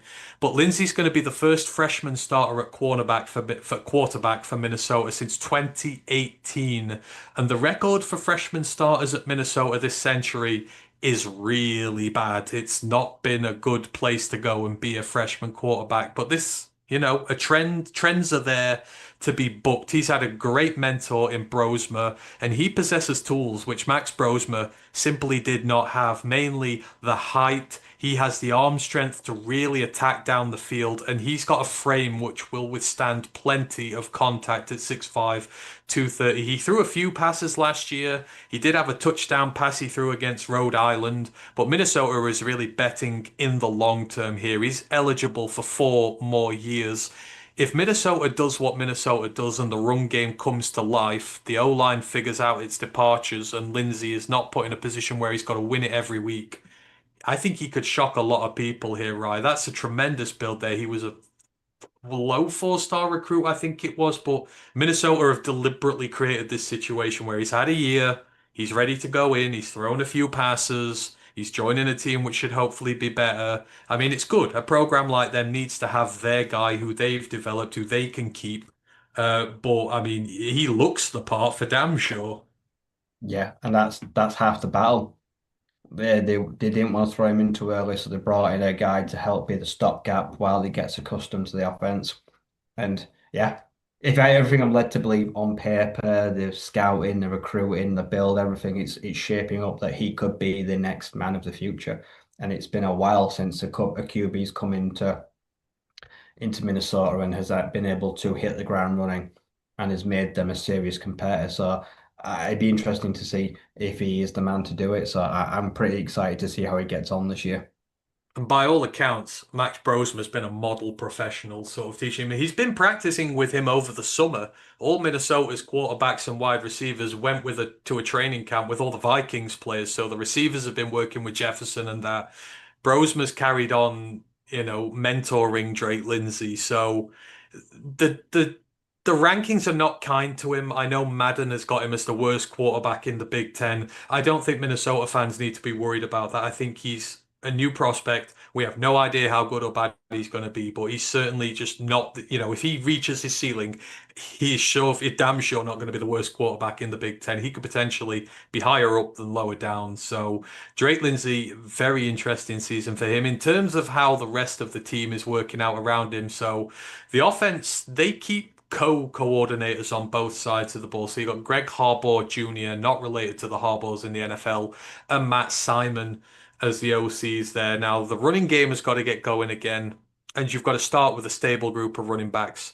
Darius Taylor is the resident star now. He spent last year battling a whole host of knocks, which kind of stopped him from reaching his full potential, which didn't help the team, but still. He's got 1,800 yards and 15 touchdowns in his first two seasons. He is now fully healthy, and this team has done really well going to the portal behind him for reinforcements. They landed the star Marshall running back AJ Turner. He had 864 yards and six touchdowns last season, and Marshall, as we know, is a running back factory, which creates them good.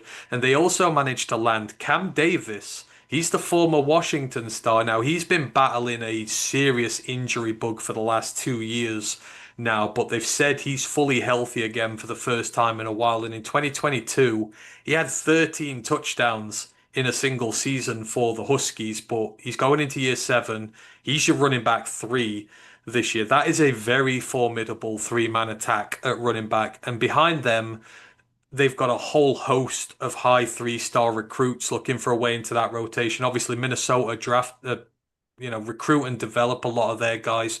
So you've got a star running back one, you have a great running back two, a very high level running back three, and a lot of promising prospects behind that. There are going to be no problems with the running backs in the room this year. The problem comes with the offensive line. This obviously makes the whole thing tick, and this is a bit of a tougher problem for them to solve. They've lost three starters. So Aronta Rioseri and Quinn Carroll and the left guard Tyler Cooper all went to the draft, although only one of them was drafted. And Ohio State, and this is the problem with NIL, pinched the Gophers' prize prospect at offensive tackle Philip Daniels through the portal. He was a surefire starter this season, so they've had to move it around a bit. But I think there's reason to be confident here. So they've got their own homegrown center. He's 6'6", 320 pounds. Ashton Beers. He's moving from right guard to center this year, while last season's center Greg Johnson is moving to left guard where he used to be. So those are two moves for players going back to where they used to play, which should be better for them. At left tackle, there's a big battle on between the Washington transfer Carly Tafai. He finished last year as the Huskies starting left tackle as a true freshman, so he's very young, has starting experience in the Big Ten, and he was a big get for this Minnesota team. He's battling it out with Minnesota's own freshman Nathan Roy for that left tackle spot. So, they've got two very promising prospects there at left tackle. They got the monster 6'6", 310-pound transfer Dylan Ray out of Kentucky. He was the left guard at Kentucky, but they're going to kick him out to right tackle this year because he's got the frame to be the tackle there. So they've got the new right tackle. The vastly experienced UCF do-it-all offensive lineman Marcellus Marshall is coming in to take over at right guard. He's got 3 years of starting experience. He's got over 2,500 snaps from his time at UCF and Kent State. So while there has been a lot of loss and there's some serious positional tinkering going on, Minnesota actually have the foundation of a very good offensive line mix with their own young homegrown talent and veteran experience out the portal. And they've got some very talented recruits waiting out the wing. They had the high 4-star Brett Carroll last year, he's waiting for his opportunity to take one of the tackle spots as well. So the offensive line is in a healthy way. Jamison Gears, he's the lead tight end. He had 300 yards, 4 touchdowns as a first-year starter last year. Obviously, he replaced the big behemoth, I can't remember his name from the year before. And they got a blocking tight end, Drew Biber from Purdue. So the tight ends look pretty good. The receiver room is where the most portal helpers come through. You'll know him, Javon Tracy. He was the star hybrid receiver from Miami of Ohio, had over 800 yards and 7 touchdowns in 2024. They got Logan Lawyer from UCLA. He's their slot receiver. He's got 1,000 yards and 9 touchdowns over the last 2 years. And they managed to pinch Malachi Coleman from Nebraska. He was a high-star recruit for the Cornhuskers. He's not worked his way in there, so Minnesota stole him. And this added some much needed juice to what is a relatively untested group of homegrown Gopher receivers. But they've got some very promising prospects in the line, like Jalen Smith, who apparently has been crushing camp over the summer. So, I mean, you look at it, they've got all the ingredients there they need this year. It sounds like a cliche, but it will all come down to the quarterback. But if that running back room holds up, it'll be good. And I mean, by God, they might have one of the best running back rooms in the Big Ten this year. Yeah, it definitely offers me hope because last time Minnesota had like a star receiver probably has got to be Rashad Bateman. And he's been in the NFL how many years now? It feels About like quite a six. while. About Yeah, and they've been six. kind of just plugging the gap ever since then. They've had good players, but they've not had anyone that's come in straight away and like gone like, I'm the guy, the go-to man. So I'm hoping Tracy's able to make the step up. Like I say, he brings in with him good experience and a good level of production. It's just about how he does with the talent. But as you say, ultimately, it'll come down to the QB, how quickly they get on the same page, build a repertoire, build a rapport with the receivers, and that run game, which, yeah, could be one of the better ones in the Big Ten this year. Could be one of the best, maybe in the nation, if Darius Taylor kicks on. It's had a good career and it's trending in the right direction. So this offense gives me a lot of hope this year. Absolutely. I like the look of it all over. And then say if Javon Tracy kicks in at receiver, like he was a beast for Miami of Ohio. I remember seeing some of his footage from last year. It was tremendous. Minnesota fans will love him, and apparently him and Drake Lindsay are best friends this year. So maybe he's going to have his first 1,000 yard year. In terms of the defense, the co-defensive coordinators Nick Monroe, Danny Collins. Again, Minnesota's defense was their saving grace last season, and they threaten to be just as good again this year. So the starting defensive line is absolutely loaded, starting with the tackles. So Devin Easton and Jalen Logan Redding, they are one of the more underrated interior D-line duos in college football. They don't do a deal in the pass rush, but they are a black hole when it comes to defending the run game. It was one of the best rush defenses in the nation last year. Nothing gets through them. And to add to that, they pinched the Purdue nose tackle Mo Omenode. He is another run defense specialist. So they've got three high level run defenders at the interior defensive line position.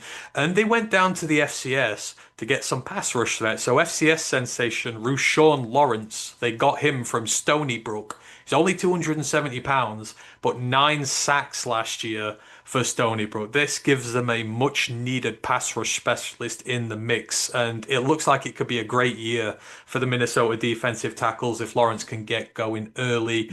Anthony Smith, he is the future star at edge. He is the candidate most likely to extend the Gophers' 6 year streak of having a round two pick or higher in the draft. He is 6'6", 285 pounds. He's getting moved to edge. I talked about him earlier, so he's the tweener who might win me over because I hate tweeners. But 6 sacks last year. He's got a penchant for getting to the quarterback. He's going to be the stud. They just need to find a rush end opposite him. And they've got a big group of prospects. Again, they went to the FCS. Stephen Curtis, he comes in from Illinois State, had 3 sacks last year. They've got a high four-star true freshman in Emmanuel Carno, who might be ready to see the field sooner rather than later. So overall, that D line is looking nasty this year, y'all. At linebacker, they did lose Cody Lindenberg to the draft, but the linebacker room is just fine. So you've got Devon Williams. He's a former starter for the team. He struggled with injury last year, but he's healthy again this year, so he's going to slot right back into where he started. The best name in college football, Maverick Baranowski. So he is Cody Lindenberg's direct replacement this year. He has plenty of snaps in the rotation under his belt over the last 2 years to make the move to starter look relatively easy. And then they went to the linebacker factory at Oklahoma State in the portal. Jeff Roberson comes out of there. He's had a couple of great years for the Cowboys. So again, that linebacker room is stocked with experience and production. And then you get into the DB room. Yes, at safety, they lost Justin Wally and Jack Henderson. Well, guess who they've got there next? Koi Carp, as I call him. Koi Perich. This is the next potential superstar at the safety spot, and that has not been, generous with it. He dominated the Big Ten as a true freshman last season. His stock is only going to continue rising to the moon. He is an absolute ball hawk, and how Minnesota kept a hold of him this year is an absolute mystery. But yeah, Koi Perich leads at safety. They've got Kerry Brown. He was another successful freshman breakout at the position last year. He was a redshirt freshman, not a true. He played over 500 snaps. So they have a pair of uber talented starting safeties who are both only sophomores this year. So Koi Perich and Kerry Brown are the ones to look for there. And then the corners, they went into the portal. So they brought in Jalen Bowden from NC Central, HBCU last year. He was the statistical star for them. And as we've seen with the HBCUs, they know how to draft, they know how to recruit and develop DBs. They took John Nestor from Iowa. He's a very promising nickel to play at the nickel position for them. They've got a few good young players, Zaquan Bryan amongst all others. The secondary is trending up in a big way this year. So overall, right, this is a team that they've used the portal brilliantly to repel the losses of NIL and the draft. I think if they can just get back to their roots of running the football and the new QB plays even just average for a first-time starter, they can go toe-to-toe with anyone on their day in the Big Ten. And that defense, I mean, God, it's loaded again. Yeah, they've got it's a rare one of those rare blends of perfect of like say homegrown talent that was really good as freshmen and sophomores. They've gone out there and had a little sprinkle of NIL and transfer portal additions where possible to add strengths in the groups. But on any given day, Minnesota defense in recent years has been very good. And now they've gone out and added some extra pieces. I think it's going to be another one of their years where it's going to cause a lot of headaches. It's going to keep them in a lot of games against some of the bigger teams in the conference. And then it's going to give their offense just chances, possessions. It'll get so many turnovers. It's going to make life help them with field position. It will be probably, I think, the best unit that is on that side of the ball this year. Yep, absolutely it will. And then how does the schedule stack up? Seven home games, five on the road. The non-cons, they start at home to Buffalo and at home to Northwestern State. Then they go on the road to play California. They hit their first bye. Big Ten play starts. They're at home to Rutgers. Then they're on the road at the Shoe to place Ohio State. But then they're at home to Purdue and Nebraska. They're on the road to Iowa, at home to Michigan State. Then they have a bye. Then they finish away to Oregon, away to Northwestern, and at home to Wisconsin. I mean, look at the home schedule. Rutgers, Purdue, Nebraska, Michigan State, and Wisconsin. You can sweep Could win them all. those. You could win all of those. And your away fixtures, yes, Ohio State and Oregon, but then you got Iowa and Northwestern. I mean, it feels like you win that Iowa game, you lose just to Ohio State and Oregon. That's a two-loss team, that is potentially the ceiling there. The schedule gods have looked well upon them this year and, dominate at home, play well away. Ooh, 8, 9, dare some say very with a whisper, 10 wins. Could be a thing this year. Yep. They're, it's a good schedule. And with where they are right now, they should be looking for 9 wins, absolutely. Mm, yeah, I agree fully. So minute, mile marker. I don't get my things there. Hopefully, that is you hope you enjoyed the breakdown for Minnesota there. So yeah, always try our best with those, but. Not just because you listen to us and we like you and we're trying to be nice. I actually genuinely am excited to see that Minnesota team this year. So we will see what happens with them. But, best of luck. I'm rooting for them all the way. And there's a lot of good talent on that team. Right. Let us move it on. And we've got up next the Kentucky Wildcats. Now, Grandizer seems to really like Kentucky for some reason. I don't know why. But hell, let's do a segment on Kentucky, see what they're like this year because they had a bit of a rotten year last year, and we want to see what they're going to do going forward. So we're going to do a little bit here on Kentucky. So Kentucky established 1881, play at Kroger Field in Lexington, Kentucky. This was a very interesting one. They're historical rivals. They don't play them anymore. The Center Colonels and the Transylvania Pioneers. I don't know where the hell Transylvania is there. That's where Dracula lives. But yeah, they're historical rivals, the Transylvania Pioneers. I don't know if they still play football. God knows, Ryan might know with them in an FCS team, but I'm not sure.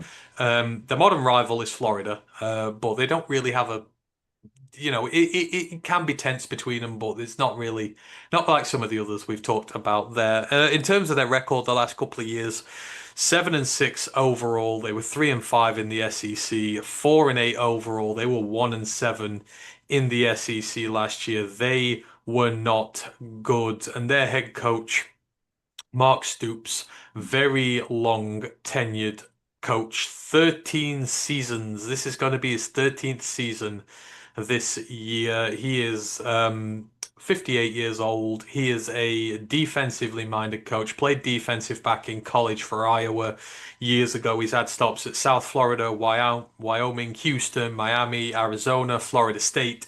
He's been head coach at Kentucky since 2013. His record at the team is 67-73, so sub 500, but his SEC record is 28-62. They have not had a winning record in the SEC since 2021, and he only has two winning SEC records in 12 years. The last 3 years, they've gone 3-5, 3-5, 1-7. He's 4-3 in, sorry, 4-4 in bowl games, but they've not been to a bowl since 2023. Mark Stoops is another one of those. He makes nearly $7 million a year. He is one of the bigger paid coaches going, and he was the SEC Coach of the Year back in 2018. Like he started well. This Kentucky program looked like it was going places. They had a 10-3 season that year in 2018. They had a 10-3 season in 2021. They were kind of good. And then in recent years, times have fallen hard. They do generally make bowl games, but 4-8 last year was a massive downturn for this program. And I think potentially he's on a hot seat here. He had his last contract extension in November 2022. I mean, he's been there now for what feels like forever and a day, right? But it feels like after last year, the dreadful experiment with Brock Vandagriff that just didn't work, and they look like one of the worst teams in the Power Four. Like 13 years, 28-62 in conference. I know Kentucky is not the easiest place to recruit against the rest of the SEC, but it kind of feels like this ship's running its course, and there's got to be some turnaround at the program this year. Oh, I mean, you asked the question, how is he still there now? Because you've got a handful of good seasons and the rest of it has been somewhere between mid and a bit of dross. If he stacks another bad year on it, I know there's loyalty and all that, but sometimes, like you just tug at the bandage, the plaster, and it hurts more and more. I think this year might be the one you rip it off.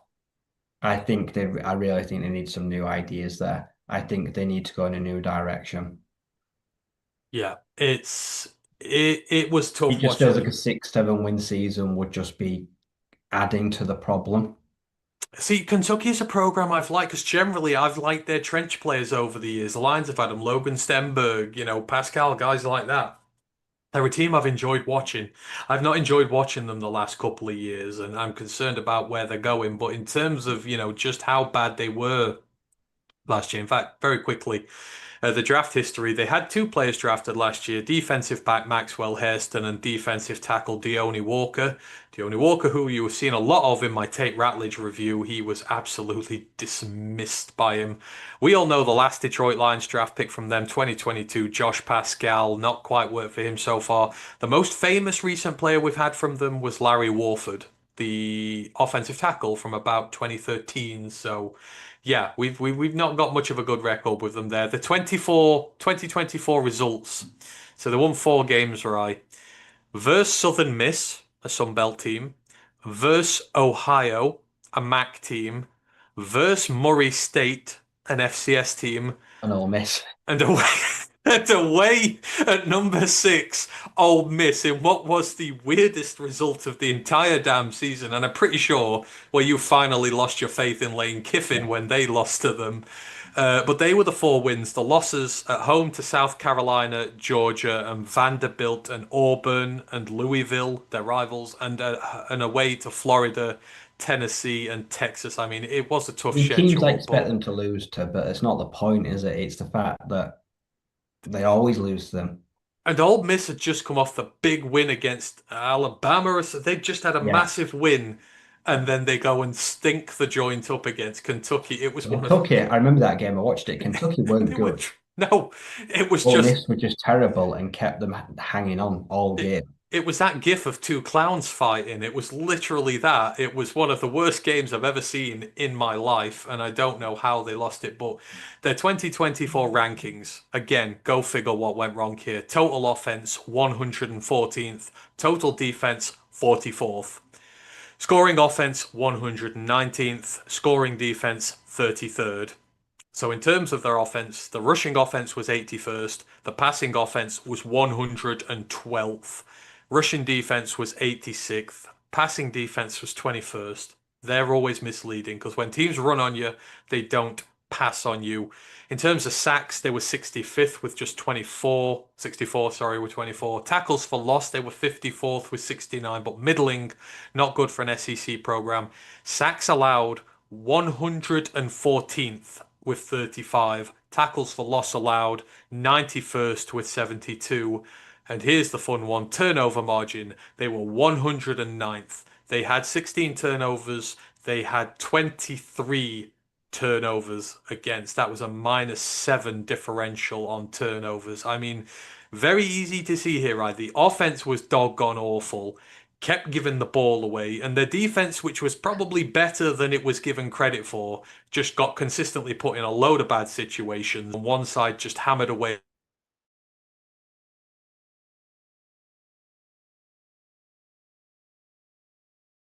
-7 turnover, it means your defense is pretty much constantly got its back to the red zone and it's got no room to work with or defend. That's a recipe for losing most of your games. Yeah, and Brock Vandegrift probably goes down as one of the most disappointing. But again, when he's getting sacked all the time, I guess, I mean, what did they expect from him? But the experiment failed spectacularly. Yeah, like I say, he was set up to fail, and yeah, on paper, probably one of the most disappointing five-star QBs in recent years. Where is he now? Let's have a look.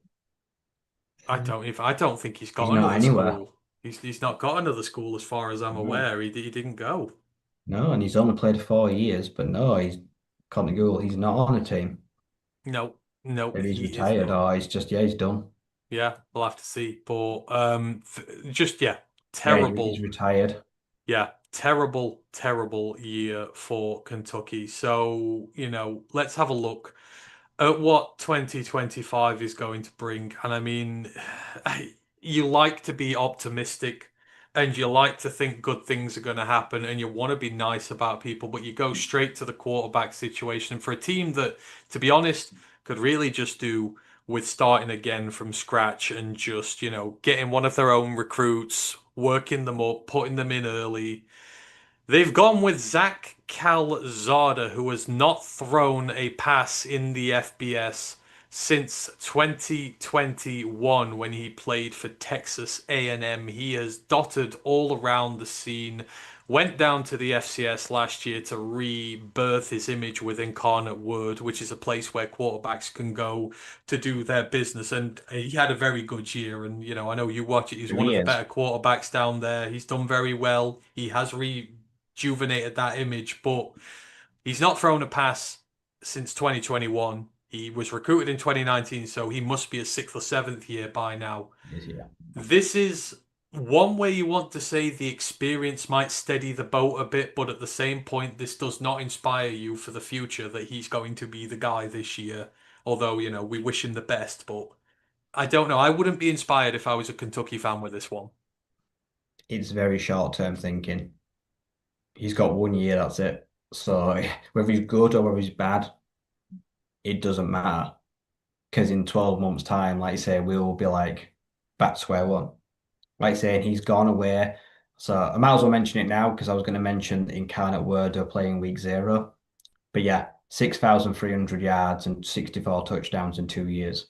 He was electric for the Cardinals. He was up. He went away, went down to the FCS, did really well, deserves his chance back in the FBS, like I say. And for him personally, fantastic move.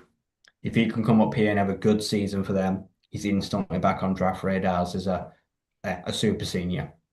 But yeah, Mm. your question, offensive line, like I say, the talent, they've lost all the best receivers. Brown's gone, Dane Keys is gone, all that talent's gone. What has that got to work with? Is he here just for his image, just to be Mm. in the SEC? Does he really think he can lead this team to a bowl game? Maybe that's the ceiling. Mm. I just don't know. I don't see how this one pans out well for either of them really. No, I don't either. But It's then going to I be look at in Kentucky when I think about it, maybe they couldn't do much better. no, If I'm a no, QB, I wouldn't have gone to Kentucky.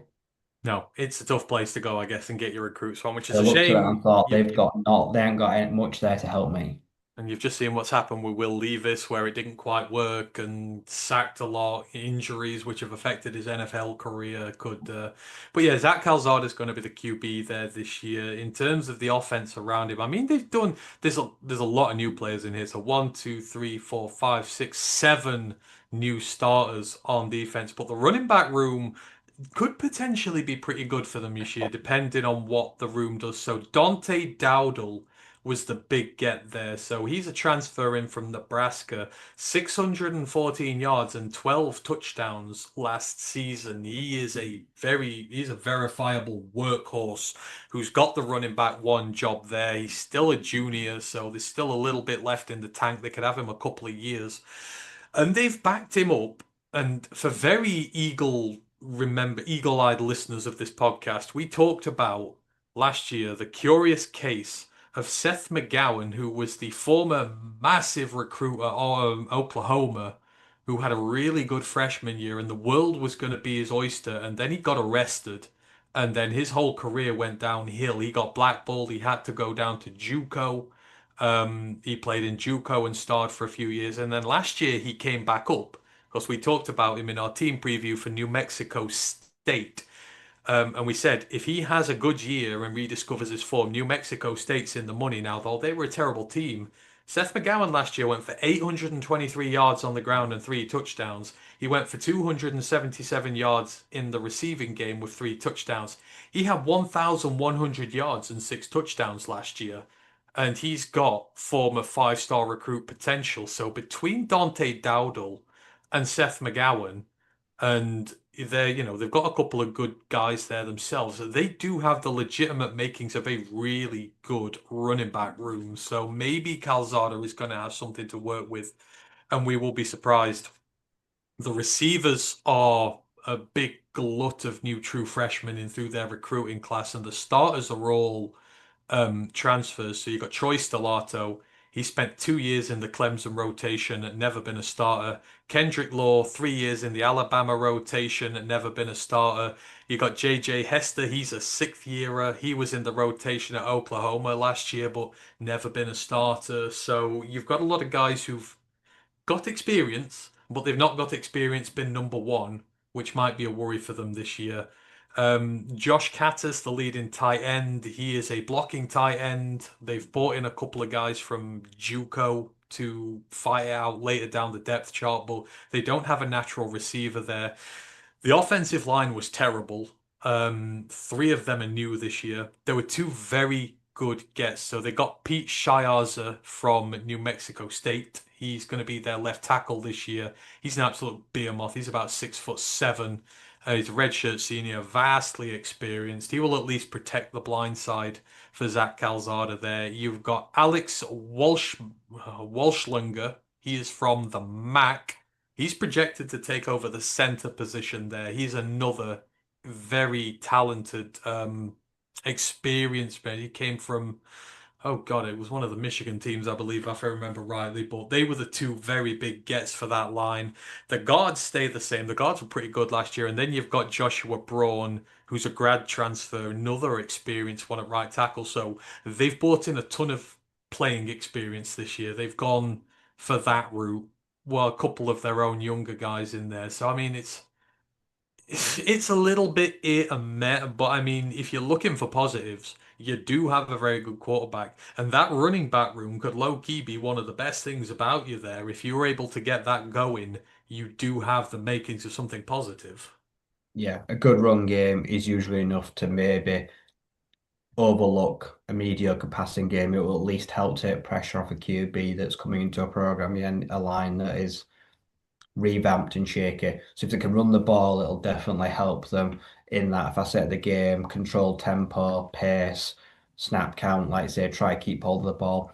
It'll help them turn over as well. The more you can run it, the less likely you are to get involved in sloppy turnover battles. So yeah, the receiving room, yeah, that's had a major facelift.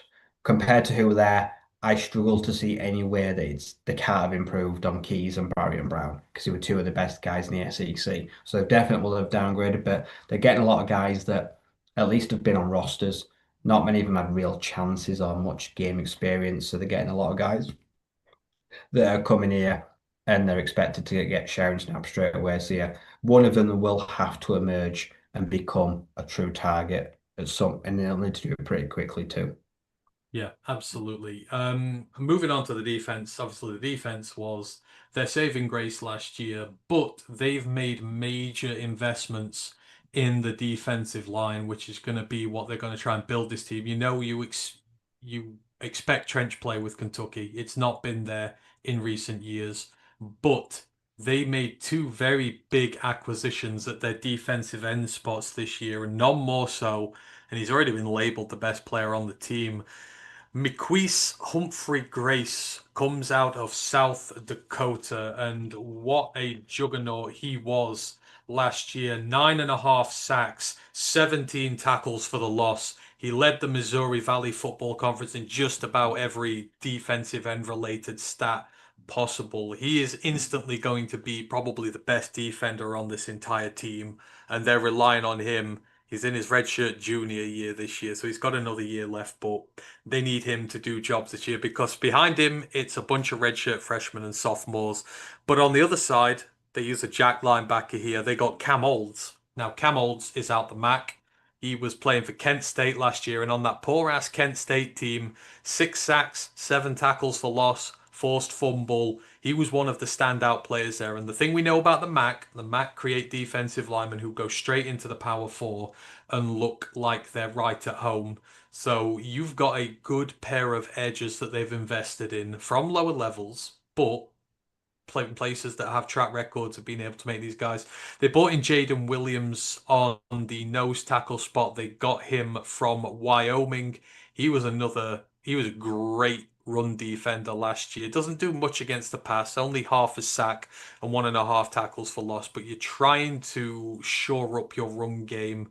He's huge. He's 6'4", 295 pounds. He's going to be some much needed steel for that defensive line. They've got one returner, Khalil Saunders. He's been on that team for years. He was in the Tate Ratledge tape from 2023. He's a very good defensive tackle in his own right. He probably might get drafted as well. So you do have the makings of a very good defensive line. In your linebacker core, you play two linebackers. Daveron Rayner, he's a redshirt senior who's been there a few years. Nothing major with him. And they brought in Landon Watson from Marshall, formerly of TCU. 65 tackles last year, 4 tackles for loss, 3 quarterback hits, an interception as well on that Marshall team that won the Sun Belt. He's 6'1", 242 pounds again. Absolutely perfect build for your middle linebacker. So they've recruited pretty well. He's apparently going to start. He's nailed down one of those spots already. And then you go into the defensive back room. I mean, obviously Maxwell Hairston lost this year, gone to the NFL. He's going to be an absolute star there. But all five of them are homegrown who are going to be starting this year. So you've got DJ Walker, you've got Ty Bryant, you've got Jordan Lovett, Jonquist Hardaway, and Keysheed Scott all going to be starting this year. And Kentucky have done well with their DBs in the last few years. These are experienced guys, they're all their own guys. So you would expect the secondary to be good there. But I mean, the defense, it's going to live and die by this defensive line. But I think out of a lot of players this year, Humphrey Grace. Really looking forward to seeing him play. You very familiar with him. This could be potentially one of the more exciting players to watch this year. Yeah, I like this approach. It's worked for a lot of teams in recent years to go down to the FCS and those G5 and go get the best defenders they've got. And then add into Kentucky that always do a good job of rotating D line, helping them get to pressure on the QB. So bringing in these players that have got experience under their belts and lots of stats just at a small level, they should hit the ground running pretty quickly to those freshmen and sophomores that really haven't got much football under the belt. So I think they've gone the right way about it. I expect at least one of them new defensive ends to, yeah, make their impact felt very quickly in the SEC. Yeah, indeed. And then in terms of the schedule, God, did I put the schedule down here?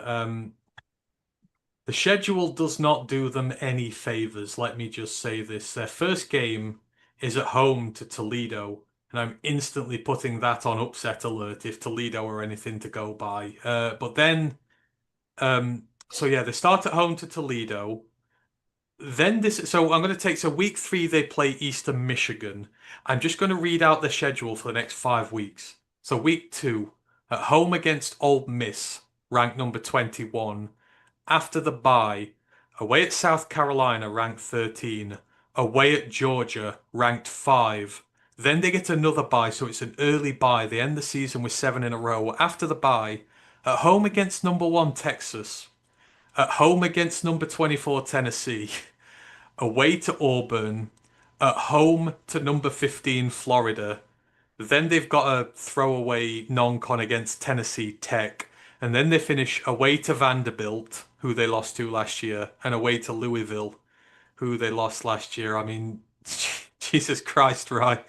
Ole Miss, South Carolina, Georgia, Texas, Tennessee, Florida, all within 7 weeks. I mean, I look at the games there. I think Toledo might even beat them. You look at Eastern Michigan, the Crate Train, Tennessee Tech. I only see 2 wins there, but like 2 guaranteed wins there that I feel confident. The rest of them, this could be another very rough year. Yeah, I think they're going to get an ass whooping. Those wins, like I say, they get a very early bye, which is never great, and then you're just rattling off potential loss after loss. Eventually, morale drops very quickly. And then, Mm, yeah, you pick up probably a pretty cheap win against Tennessee Tech. But yeah, even like say last day's season against Vanderbilt, no gimme at all. Commodores vastly improved. And yeah, they could be looking to really nail the final coffin into Kentucky and maybe even Stoops at the end of the season. They could take mm. great joy in that. Yep, absolutely they can. So probably going to be a rough one for Kentucky, but we will see. Right, what I'm going to do, because we've been going 2 hours now, and because I've not done as much work on Michigan and Georgia as I'd like, what I'll do, Brent, Lisa, if you're listening, because neither Michigan or Georgia play this week. We'll do the previews for Michigan and Georgia next week after we've done the week 0 review because there's only 9 games to review. So I want to do more of an in-depth thing for you. I've just not had time to do as much as I want. So I will delay those until next week and we'll talk about week 0 because we want to start wrapping this thing up soon. So hopefully you've enjoyed the previews there for South Carolina, UCF, Minnesota, and Kentucky. And next week, as I say, we'll finish off with Michigan and Georgia because I want to do it right, make sure it is done properly. And we'll go on and we'll finish off talking about week 0. So, right, it's here. I don't know about you, but I am completely looking forward to this. And we start off with an absolute barnstormer in Ireland. I really wanted to go and see this and was upset when I weren't able to get tickets to go and see it. But we've got Kansas State and Iowa State coming over to Dublin, and these are 2 teams that are going to be challenging for the Big Ten this year. Like, I think there's no doubt about it. These are 2 of the most exciting teams in the Big 12 this year. Sorry, saying Big Ten. And It's 3-point favorites for Kansas State, which I think is unfair, but I'm an Iowa State fan. I'm biased, so I can freely admit that there. But this just has this has the hallmarks of being an absolute barnstormer. You've got Chris Kleeman versus Matt Campbell, two incredibly talented head coaches who are gonna be in much bigger positions one day for the jobs they've done at the program. You've got Avery Johnson against Rocco Beck, two incredibly talented quarterbacks who are also going to be on much bigger stages than what they're both at these days. Going head to head, you've got Kansas State's always formidable offense against Iowa State's always formidable defense. You've got running backs on show. You've got Abu Sama, Chris Hansen going up against Dylan Edwards. Like this just feels on paper to me such an even matchup that I couldn't call it, but this is a great way to start off college football season. I mean, what you're making Kansas State versus Iowa State, this could be an all-timer. Yeah, this should be a fun shootout for the neutral. It's two great teams, like I say, two, yeah, legit Big 12 title contenders. Neither of them will want to lose. Like I say, they'll be taking over a big number of fans there that'll be traveling across the pond to see them. So they'll want to put a show on. Plenty of draft players in stock, plenty of head coaches that have got lofty aspirations. It's Like I say, all eyes are on them. Like I say, it's an honor to get this game. These games are interesting because I've always said these games are won on the day. When you play internationally, it's the preparation. I think that week, that 5 days before the game, of how well you rest, how well you train, to get the players' bodies right, the mindset and everything. If you don't do that right, it don't matter how well you show up on the day. So I'd say you've got a lot of adjust. A lot of NFL teams hate playing abroad because of how much disruption it is. But these college players, from what I've seen, they love it because for most of these times they have never left the country, and this will be the first time a lot of them have ever stepped foot outside the US. So yeah, it's a great game. As you mentioned, battle of running backs, battle of two prominent quarterbacks in the Power Four that have got pro aspirations. This one, yeah, this should be fireworks. This is going to be I think it's going to be a 65, 70 point game. Oh yeah, absolutely. I think with no shadow of a doubt, I'm putting Iowa State over because I believe in it. Who do you have winning it? I have Iowa State 31-28. Ooh, love it. Hopefully some clutch game-winning drive for Rocco Becht because I really badly want the world to see how good Rocco Becht is. He is an NFL quarterback. He is tremendous, and I just really want to see that. So Iowa State, Kansas State might be the game of the week, so we'll see what happens there. But absolutely do watch it if you get the chance to. Other games we've got going, so some not so competitive ones. Next up, we've got Idaho State at UNLV. The Rebs are 25.5 point favorites. Obviously, the Dan Mullen era is beginning at home. Idaho State playing the Big Sky, if I remember rightly. I know they've not been so they're the Bengals. I know they've not had the success that the Vandals have had in recent years, but I don't know. With your experience in is there an inkling potentially of an upset here, or even with all the losses and everything, should UNLV just stick to the 25 points and absolutely steamroll them? I think they should win pretty comfortably. I know Dan Mullen said both QBs, Calandria and AJ, will, I think they're going to get basically a whole half each. It's an Mhm. audition. Like I say, he's not named a starter. He won't. He says they'll both play. So one of them's going to have to impress him and win him over to start week two. So yeah, you're going to get a lot of offense. They're going to go out there to make a point, maybe even rub it in a little bit. They're going to try kick the snot out of them to make sure they're starting week two. So yeah, that one is it's going to be pretty one-sided, I imagine. Be interested to see what Dan Mullen does after, like I said, what's been quite a while being an analyst, what he brings to the table. Yeah, I mean, I guess it's a good one. It's a good tune up for him, right? Just to be able to get in there, get the mistakes out the system, and be able to implement what you want to. Yeah, it's one of those where you can experiment things that don't work, penalties, discipline, and all that. Like say anything like that, get out your system now before it really matters. Absolutely.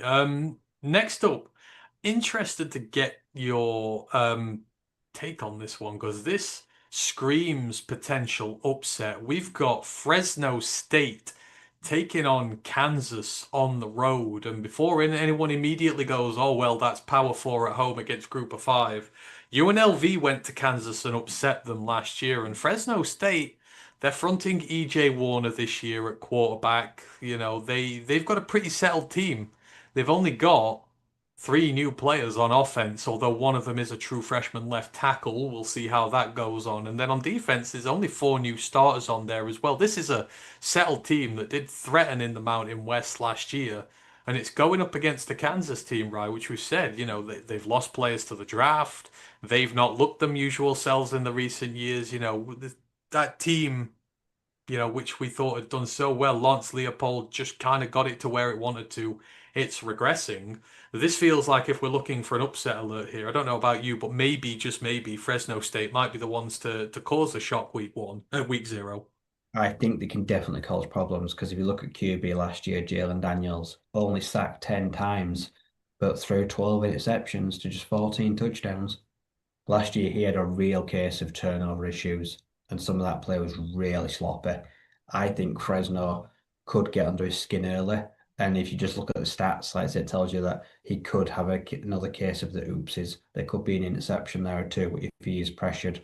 And that would give, like I say, then EJ Warner a lot of ground to work with. I think this game could be fairly close for a large period. I think that Fresno State will hang in there for a large amount of time. Yeah, and Kansas, it's an entire transfer portal receiver core there for him as well. So, it's going to be difficult. No established stars for him to throw at. Fresno State are big underdogs. I can't remember what the line was. I think it's like 10 or something like that. I'd certainly be hitting the under on that. I think they will cover that for sure. But you're looking for an upset, potentially, that is where you're going to get it. There's also USA action as well this week, usually unusual for week one, but the Sam Houston Bearcats and the Western Kentucky Hilltoppers face off against one another. And, It you should be kind of got to interesting. figure that Western Kentucky are going to want to win this one to start the year. I mean, Sam Houston, Didn't you they quit. finish last season really well though? They did. Sam Houston finished well last year. The line is 9.5 to Kentucky at the moment. It's at home. The over-under is 61, so they're expecting it to be a big game. But it is the debut of Maverick McIvor for the Hilltoppers, and we're wondering what we're going to see from him. Sam Houston, they've got to be careful because if they let him get going, what was it? 8,000 career yards for Abilene Christian, 63 touchdowns.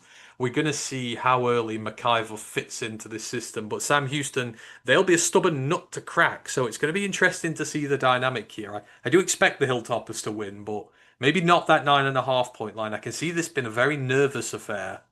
Yeah, this feels to me like I think this could go all out, just pure like blow for blow, where both defenses struggle. I think this could be one of those games that just explodes for a huge amount of points, and whoever's got the ball last could win the game. So yeah, I'd feel like Sam Houston will like their chances of potentially causing an upset there. I think 9.5 is a bit rich.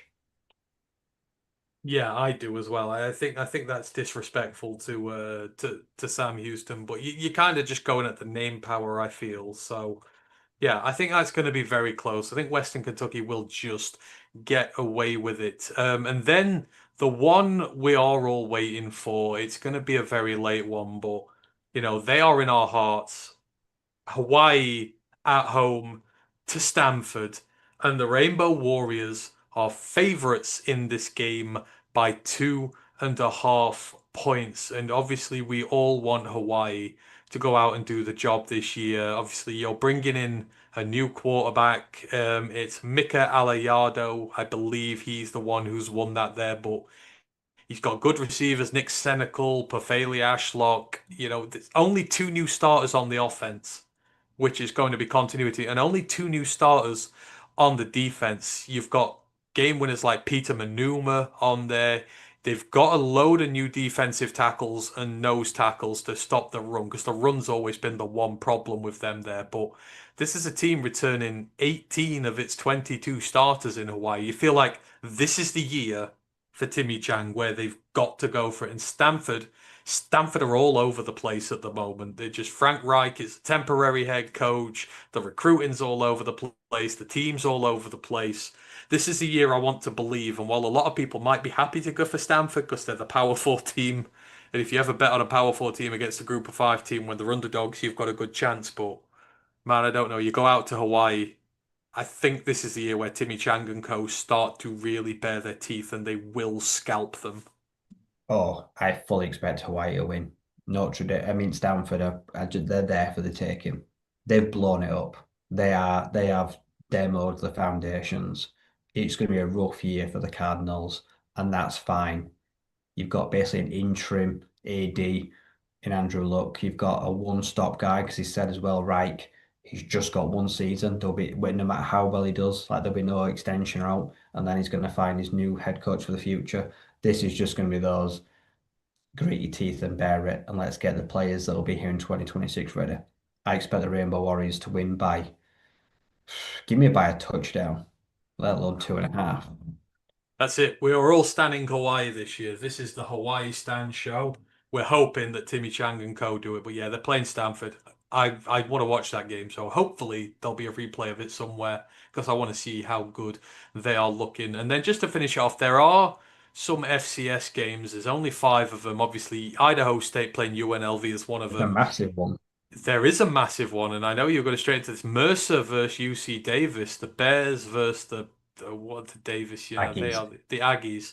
That's a playoff game for, oh, both of them were playoff teams last year. I guess if you're advocating for an FCS game to watch this year, that would probably be the one.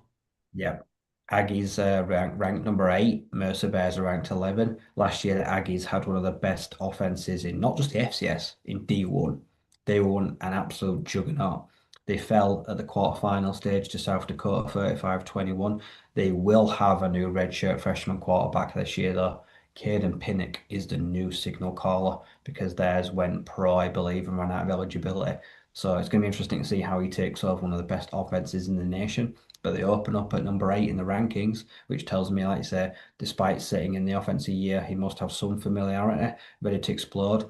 And then Mercer Bears, they were for me, they were the surprise package of last season. I don't think anyone expected them to make such a strong playoff run, but they made it all the way to the quarterfinals as well before going down to NDSU. QB DJ Smith will return. Last year, before injury, he was at 78% completion and 8 touchdowns through a couple of games. Had an injury, came back, did struggle, but one of the best defenses in the FCS. And that's the reason they made such a strong playoff game because that defense is incredibly stout. So we've got one of the hot offenses, one of the hot defenses, and two teams that want to go one step further. So whoever loses this one will have a be licking a lot of wounds going into week 2. So yeah, this is a very interesting one. And then, yeah, number 5, Incarnate Word. So they open up against Nichols. As we mentioned earlier, Zach Calzada's gone. They're one of the prominent passing offenses in the nation. He's gone. Richard Torres will be their new back. He was their backup. So he's played in 12 games. He's got 608 yards and 7 touchdowns. He's got massive shoes to fill after Calzada's gone. And they do open up as 5 in the rankings. So they've got a lofty aspiration. People think he's going to come in and hit the ground running straight away because he knows the program, the offense, and he should be a leadership straight away. So yeah, got 3 ranked teams already. There you go. So plenty to watch for in the FCS, and then the other two, Aggies and Bears will be fun. So like I say, yeah. class styles. Yeah, so that's 7 p.m. Saturday for you guys over there, Mercer versus UC Davis. You've got HBCU action, NC Central take on Southern U as well, and then Brent, one for you to watch on Saturday, Tarleton State at Portland State. And I say this because Army's first opponent Interesting. this year, yeah, Army's first opponent this year is Tarleton State. And I've seen some of the things. People think Tarleton State could upset Army this year, so you might want to take a look at them and see what's going on. They are on the FCS over FBS upset alert watch. So you got Tarleton State. So great slate of FCS as well as FBS coming up. Right, I think that is going to about do us for today because we've been going on for some time. But obviously, it is the first week. We are excited. 3 days' time, we will be watching college ball again. Hopefully you are all going to as well. And it's the start of a new one. It's the best time of year, right? When college football starts again. Just it's a complete unknown. players you've never heard of are going to come to your attention. Players you like are going to fall off. Players are going to come out of left field. It's just the best time of year, right?